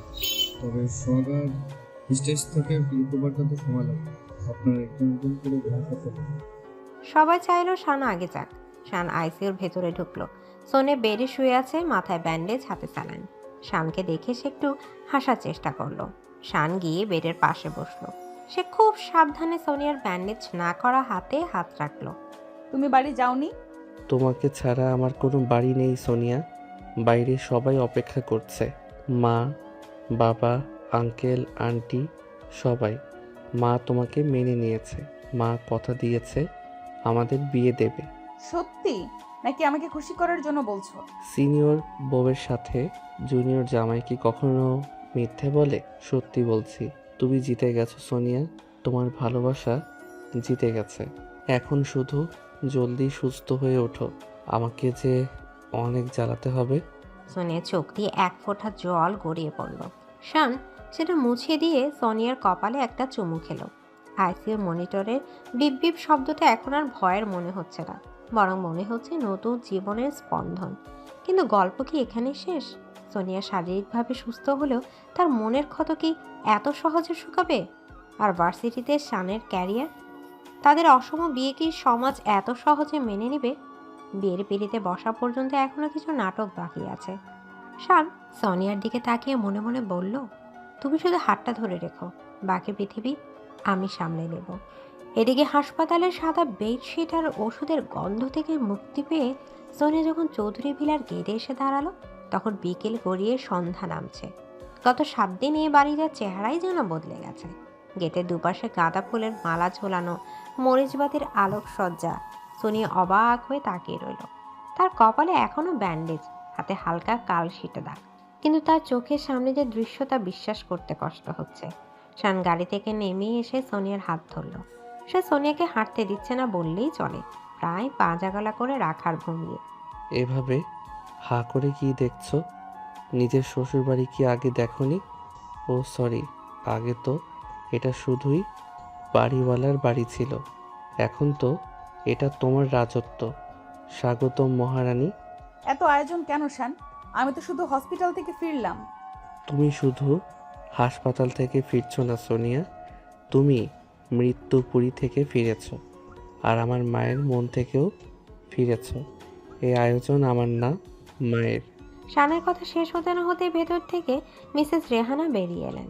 তার হাতে বরণ ডালা, পেছনে সোনিয়ার মা মিসেস সালমা, বাবা জনাব আহমেদ এবং শানের বাবা জনাব চৌধুরী। সবার মুখে চওড়া হাসি। মিসেস রেহানা এগিয়ে এসে সোনিয়ার কপালে 2 চন্দনের ফোঁটা দিলেন। তার চোখে জল, কিন্তু সেটা আনন্দের। ঘরে আয় মা, গত কয়েকদিন এই বাড়িতে শ্মশান হয়েছিল, তুই ফেরার পর আজ আবার আলো জ্বলল। আমাকে ক্ষমা করে দিস মা, আমি শাশুড়ি হতে গিয়ে জল্লাদ হয়ে গিয়েছিলাম। আন্টি, মা, ছি, এভাবে বলবেন না। আপনি বড়, আপনি যা ভালো মনে করেন তাই করেছেন। আপনার দোয়া যে আমার সাথে ছিল, তাই তো ফিরে এসেছি। সোনিয়া নিচু হয়ে মিসেস রেহানার পায়ে হাত দিয়ে সালাম করতে গেল। মিসেস রেহানা তাকে বুকে জড়িয়ে ধরলেন। এই দৃশ্য দেখে শান আর সোনিয়ার বাবা মা স্বস্তির নিঃশ্বাস ফেললেন। শান মুচকি হেসে সোনিয়ার কানে ফিসফিস করলো, দেখলে, বলেছিলাম না ম্যাজিক দেখাবো। শান চৌধুরীর ম্যাজিক। এখন চলো, তোমাকে 3 তলায় নিয়ে যাই। ডাক্তার সিঁড়ি দিয়ে উঠতে বারণ করেছে। তাহলে কি লিফট লাগাবে নাকি? লিফট লাগবে কেন? এই জ্যান্ত লিফট তো আছেই। কিছু বুঝে ওঠার আগে শান সবার সামনেই সোনিয়াকে 5 গলা করে কোলে তুলে নিল। সোনিয়া লজ্জায় লাল হয়ে গেল। সে শানের বুকে মুখ লুকালো। উপস্থিত সবাই হেসে উঠল। মিসেস সালমা আঁচল দিয়ে মুখ ঢাকলেন। শান বীর দর্পে সিঁড়ি বেয়ে সোনিয়াকে নিয়ে 3 তলায় তার নিজের ঘরে, না, এখন থেকে তাদের ঘরে নিয়ে গেল। পরবর্তী 1 মাস চৌধুরী ভিলায় উৎসবের আমেজ।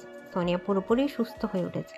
তার কপালে দাগটা মিলিয়ে গেছে, কিন্তু শানের ভালোবাসার দাগটা 3 দিন গাঢ় হচ্ছে। 2 পরিবার মিলে ধুমধাম করে বিয়ের আয়োজন করেছে।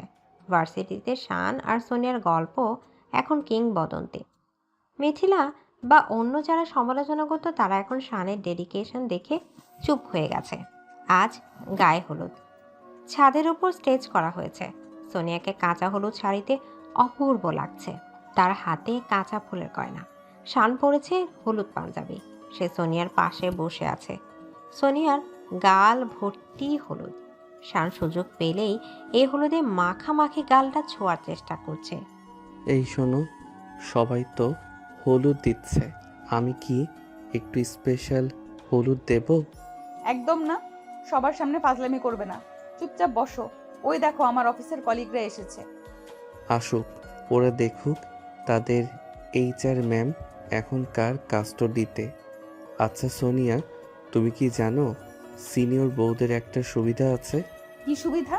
তারা স্বামীকে শাসন করতে পারে, কিন্তু সমস্যা হলো তোমার স্বামীটা তো শাসনে বিশ্বাসী না, সে শুধু সোহাগে বিশ্বাসী। আজ রাতে কিন্তু তোমাকে আমি হলুদ মাখাবো, একদম আমার নিজের মতো করে। শানের দুষ্টুমি ভরা কথায় সোনিয়ার বুকের ভেতর ধক করে উঠল। সে শানের দিকে তাকিয়ে চোখ পাকালো, কিন্তু ঠোঁটের কোণে হাসি লুকাতে পারল না। শান জানে সোনিয়া যতই গাম্ভীর্য দেখাক, তার মনের ভেতর এখন উথাল পাথাল ঢেউ। বিয়ের দিন কমিউনিটি সেন্টারে হাজার লোকের সমাগম। লাল বেনারসি, সোনার গয়না আর ভারী মেকআপে সোনিয়াকে কোনো অপ্সরার মতো লাগছে। শান সোনালি শেরওয়ানি আর পাগড়িতে পুরো দোস্ত রাজপুত্র। কাবিন নামায় সই করার সময় কাজী সাহেব যখন সোনিয়ার বয়স আর শানের বয়স লিখলেন, তখন শান সোনিয়ার দিকে তাকিয়ে চোখ টিপল। কাজী সাহেব, বয়সের কলামটা একটু বোল্ড করে দিয়েন, লোকে জানুক ভালোবাসা ক্যালেন্ডার মানে না। চুপ করো তো, মানুষ শুনলে কি ভাববে? মানুষ ভাববে ছেলেটা লাকি, এত সুন্দর আর ম্যাচিউরড একটা বউ পেয়েছে। সইটা করো জলদি, আমার হাত নিষ্পিস করছে তোমাকে বাড়ি নিয়ে যাওয়ার জন্য। সোনিয়া কাঁপা কাঁপা হাতে সই করলো। কবুল বলার সময় তার গলা ধরে এলো। এত ঝড়, এত অপমান, এত দুর্ঘটনার পর আজ তারা এক হচ্ছে। শান যখন তার ভরাট গলায় কবুল বলল, তখন পুরো হল রুমে তালি বেজে উঠল। বিয়ের পর বিদায়ের পালা, কিন্তু এখানে বিদায়টা অন্যরকম। সোনিয়ার বাবা মা নিচতলাতেই থাকবেন, আর সোনিয়া থাকবে 3 তলায়। তবুও কান্নার রোল পড়ল।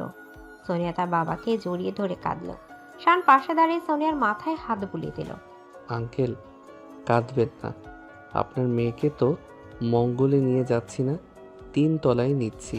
যখন খুশি উঠে এসে ধমক দিয়ে যাবেন। আর ডিনার তো রোজ আপনার ওখানেই করব। শাশুড়ির হাতে রান্না মিস করা যাবে না। শানের কথায় কান্নার পরিবেশটা একটু হালকা হলো। সোনিয়াকে নিয়ে শান গাড়িতে উঠল না, পায়ে হেঁটে গেট দিয়ে ঢুকে সিঁড়ি বেয়ে উপরে উঠল। ফুল দিয়ে সাজানো বাসর ঘর। শানের ঘরের এই চেনা বিছানা আজ গোলাপ আর রজনীগন্ধায় ঠেকে আছে। মৃদু আলোয় ঘরটা মায়াবী হয়ে উঠেছে। সোনিয়া বিছানায় বসে আছে, তার ঘুমটা টানা, হৃৎপিণ্ডটা লাফাচ্ছে। বাসার ঘর নিয়ে মেয়েদের মনে হাজারো কল্পনা আর ভয় থাকে, কিন্তু সোনিয়ার ভয়টা একটু আলাদা। সে শানের চেয়ে বয়সে বড়, তাদের সম্পর্কটা প্রচলিত ছকের বাইরে। শান কি তাকে পরিপূর্ণ তৃপ্তি দিতে পারবে, নাকি তার মনে কোনো সংকোচ থাকবে? দরজা খোলার শব্দ হলো। শান ঘরে ঢুকলো। সে দরজাটা লক করে দিল। ধীর পায়ে এগিয়ে এলো বিছানার দিকে। শেরওয়ানিটা খুলে সোফায় রাখলো, পাঞ্জাবির হাতাটা গুটিয়ে নিল। সোনিয়ার সামনে এসে হাঁটু গেড়ে বসলো। কি ম্যাডাম, খুব নার্ভাস? ইন্টারভিউ বোর্ডে তো অনেক ক্যান্ডিডেটকে নার্ভাস করেছো, আজ নিজের অবস্থা কেন টাইট? শান আলতো হাতে সোনিয়ার ঘোমটাটা সরিয়ে দিল। সোনিয়ার নত মুখটা তুলে ধরল। সোনিয়ার কাজল কালো চোখে এখন লজ্জার গভীর সমুদ্র। শান মুগ্ধ হয়ে তাকিয়ে রইল। তুমি এসেছো? আমি আসলে হুশ, কোনো কথা না, আজ শুধু অনুভবের রাত। শান সোনিয়ার পাশে বিছানায় বসলো। সে সোনিয়ার হাতটা নিজের হাতের মুঠোয় নিল। সোনিয়ার হাত ঠান্ডা হয়ে আছে। শান সেই হাতে চুমু খেল। সোনিয়া, একটা সত্যি কথা বলবো? ভার্সিটিতে যখন প্রথম তোমাকে দেখেছিলাম, তখন থেকেই এই মুহূর্তটার স্বপ্ন দেখেছি। সবাই বলতো তুমি আমার চেয়ে বড়, তুমি আমার যোগ্য না, কিন্তু দেখো আজ তুমি আমার এই ঘরে, আমার বিছানায়, একদম আমার হয়ে। এই যে 5 বছরের গ্যাপ, এটা কোনো বাধা না সোনিয়া, এটা আমাদের ভালোবাসার গভীরতা। তুমি আমার সিনিয়র, আমার গাইড, আবার তুমি আমার ছোট্ট বউ। শান, আমার খুব ভয় করতো জানো। মনে হতো তুমি হয়তো একদিন ক্লান্ত হয়ে যাবে, আর তোমার মনে হবে সমবয়সী কাউকে পেলেই ভালো হতো। বোকা মেয়ে, সমবয়সী দিয়ে কি করব? আমার তো এমন কাউকেই লাগতো যে আমার পাগলামিগুলো সামলাতে পারবে, আবার আমার বুকে মাথা রেখে ছোট বাচ্চার মতো আদর খাবে। তুমি আমার সেই পারফেক্ট মিক্সচার। কথাগুলো বলতে বলতে শান সোনিয়ার খুব কাছে সরে এলো। সোনিয়ার শরীরের সুগন্ধ শানকে মাতাল করে দিচ্ছে। শান সোনিয়ার গলার হাতটা একটু সরিয়ে এখানে নিজের ঠোঁট ছোঁয়ালো। সোনিয়া কেঁপে উঠল, তার চোখ বন্ধ হয়ে এলো। সে শানের কাঁধ খামচে ধরল। শান, বলো, শুনছি। শান সোনিয়ার কানের লতিতে আলতো দংশন করলো। সোনিয়ার মুখ দিয়ে এক অস্ফুট গঙ্গানি বেরিয়ে এলো। শানের হাত সোনিয়ার কোমরে। সে সোনিয়াকে নিজের দিকে টেনে নিল। দুজনের মাঝখানের দূরত্ব এখন শূন্য। শান সোনিয়ার মুখের দিকে তাকালো। তার চোখে এখন আর সেই চটপটে ভাব নেই, আজ এক আদিম আকাঙ্ক্ষা আর গভীর ভালোবাসা। অনুমতি আছে সিনিয়র? জুনিয়র কি তার অধিকার বুঝে নিতে পারে? অধিকার তো কবেই নিয়ে নিয়েছো, আজ শুধু সিলমোহরটা বাকি। সোনের এই সাহসী উত্তরে শান হাসল। সে আর দেরি করলো না। সোনিয়ার ঠোঁটের উপর নিজের ঠোঁট নামিয়ে আনলো। এক দীর্ঘ গভীর চুম্বন তারা দুজন হারিয়ে গেল। বাইরের পৃথিবী তখন তাদের জন্য মিথ্যা, ঘরের ভেতরে এই উষ্ণতাই পরম সত্য। শান সোনিয়াকে বিছানা শুয়ে দিল। ফুলের পাপড়িগুলো তাদের শরীরের নিচে পিষ্ট হয়ে সুবাস ছড়াতে লাগলো। সোনিয়া শানের চুলের ভেতর আঙুল ডুবিয়ে তাকে আরো কাছে টেনে নিল। আমি তোমাকে ভালোবাসি সোনিয়া। আমার প্রতিটা নিঃশ্বাসে, প্রতিটা ধমনীতে শুধু তুমি। আমিও তোমাকে ভালোবাসি শান, আমার অস্তিত্ব জুড়ে শুধু তুমি। সে রাতে চৌধুরী বিলা তিনতলার ঘরে ভালোবাসার এক নতুন উপাখ্যান রচিত হলো। সেখানে বয়স ছিল না, অহংকার ছিল না, ছিল শুধু দুটি তৃষ্ণার্ত হৃদয়ের মিলন। শানের পুরুষালী স্পর্শে সোনিয়ার নারী সত্তা পূর্ণতা পেল, আর সোনিয়ার সমর্পণে শান খুঁজে পেল তার জীবনের ধ্রুবতারাকে। পরদিন সকাল, জানলার পর্দা ভেদ করে রোদের আলো সোনিয়ার চোখে পড়ল। সে চোখ মেলল, দেখল শান তার এক হাত সোনিয়ার কোমরে রেখে নিশ্চিন্তে ঘুমাচ্ছে। তার চুলে রোদের আভা। সোনিয়া আলতো করে শানের কপালে হাত রাখলো। এই ছেলেটা যে কিনা বয়সে তার ছোট, সে গত কয়েক মাসে সোনিয়াকে ভালোবাসা যে পাঠ শিখিয়েছে তা সোনিয়া সারা জীবনও শিখতে পারত না। সোনিয়া শানের কপালে একটা চুমু খেলো। শান নড়ে চড়ে উঠল। সে চোখ না খুলে সোনিয়ার হাতটা টেনে নিজের বুকের কাছে নিল। গুড মর্নিং বউ। এত সকালে উঠেছো কেন? সিনিয়রদের তো দুপুরে ওঠার কথা। রিটায়ারমেন্ট লাইফ এনজয় করো। উঠবো না, নিচে মা অপেক্ষা করছে, নতুন বউয়ের কাজ আছে না। ও নো, এখনই সাংসারিক আলাপ? আর কিছুক্ষণ থাকো না প্লিজ। শান সোনিয়াকে ছাড়তে চাইছে না। সে সোনিয়াকে জড়িয়ে ধরে শুয়ে রইল। সোনিয়া হাসলো। সে জানে এই পাগলামি, এই আবদার তার সারা জীবনের সঙ্গী। শোনো শান, মা ডাকবেন তো? ডাকুক, বলবো আমার সিনিয়র বউ আমাকে উঠতে দিচ্ছে না। বয়স্ক মানুষ তো, উঠতে কষ্ট হচ্ছে। শান, তুমি মার খাবে এবার। সোনিয়া বালিশ দিয়ে শানকে মারতে শুরু করলো। শান হাসতে হাসতে সোনিয়াকে আবার বুকে জড়িয়ে ধরল। তাদের খুনসুটির শব্দে ঘরের বাতাস নেচে উঠল। কয়েক বছর পর চৌধুরী বিলার ছাদে একটা দোলনা। সেখানে বসে আছে সোনিয়া, তার কোলে 2 বছরের এক ফুটফুটে বাচ্চা। শান গিটার বাজাচ্ছে পাশে বসে। বাচ্চাটা বাবার গিটারে ধরে টানছে। এই পিচ্ছি, বাবার গিটারে ডিস্টার্ব করবি না। তোর মা তো আমাকে গান গাইতেই দিল না সারা জীবন, তুইও কি তাই করবি? আমি কখন গান গাইতে দিলাম না? তোমার ওই বেসুরে গান আমি ছাড়া আর কে শুনবে? বেসুরো? ভার্সিটিতে মেয়েরা পাগল ছিল এই গলার জন্য, শুধু তুমিই বুঝলে না কদর। বুঝেছি বলেই তো সিনিয়র হয়েও জুনিয়রের গলায় ঝুলে পড়লাম। শান গিটার রেখে সোনিয়ার পাশে বসলো। সে বাচ্চার গালে একটা চুমু খেলো, তারপর সোনিয়ার গালে। বিকেলের পরন্ত রোদে তাদের তিনজনকে একটা সুখী পরিবারের প্রতিচ্ছবি মনে হচ্ছে। সমাজের চোখ রাঙানি, বয়সের ব্যবধান, সবকিছু তুচ্ছ হয়ে গেছে তাদের ভালোবাসার কাছে। জানো সোনিয়া, মাঝে মাঝে ভাবি, মা যদি সেদিন তোমার অফিসে না যেত, তুমি যদি অ্যাক্সিডেন্ট না করতে, তাহলে কি আমাদের মিলন হতো? হয়তো হতো, হয়তো হতো না, কিন্তু যা হয়েছে ভালোর জন্যই হয়েছে। আমি আমার পিচ্চি জামাইকে পেয়েছি, যে আমাকে রানীর মতো রাখে। আর আমি পেয়েছি আমার সিনিয়র বউকে, যে আমাকে মানুষ বানিয়েছে।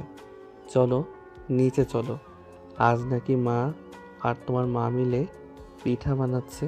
শান সোনিয়াকে তার বাচ্চাকে নিয়ে ছাদ থেকে নেমে এলো। সিঁড়ি দিয়ে নামার সময় শান বরাবরের মতো সোনিয়ার হাতটা শক্ত করে ধরে রাখলো। এই ধরা শুধু সিঁড়ি পার হওয়ার জন্য নয়, জীবনের বাকি পথটুকু একসাথেই পার হওয়ার জন্য। ভাড়াটিয়ার মেয়ে আজ এই বাড়ির কর্ত্রী, আর এই বখাটে ছেলেটা দায়িত্ববান স্বামী ও বাবা। ভালোবাসার কোনো বয়স হয় না, কোনো নিয়ম হয় না। এই সত্যটাই চৌধুরী বিলার প্রতিটা ইটে ইটে খোদাই করে রইল।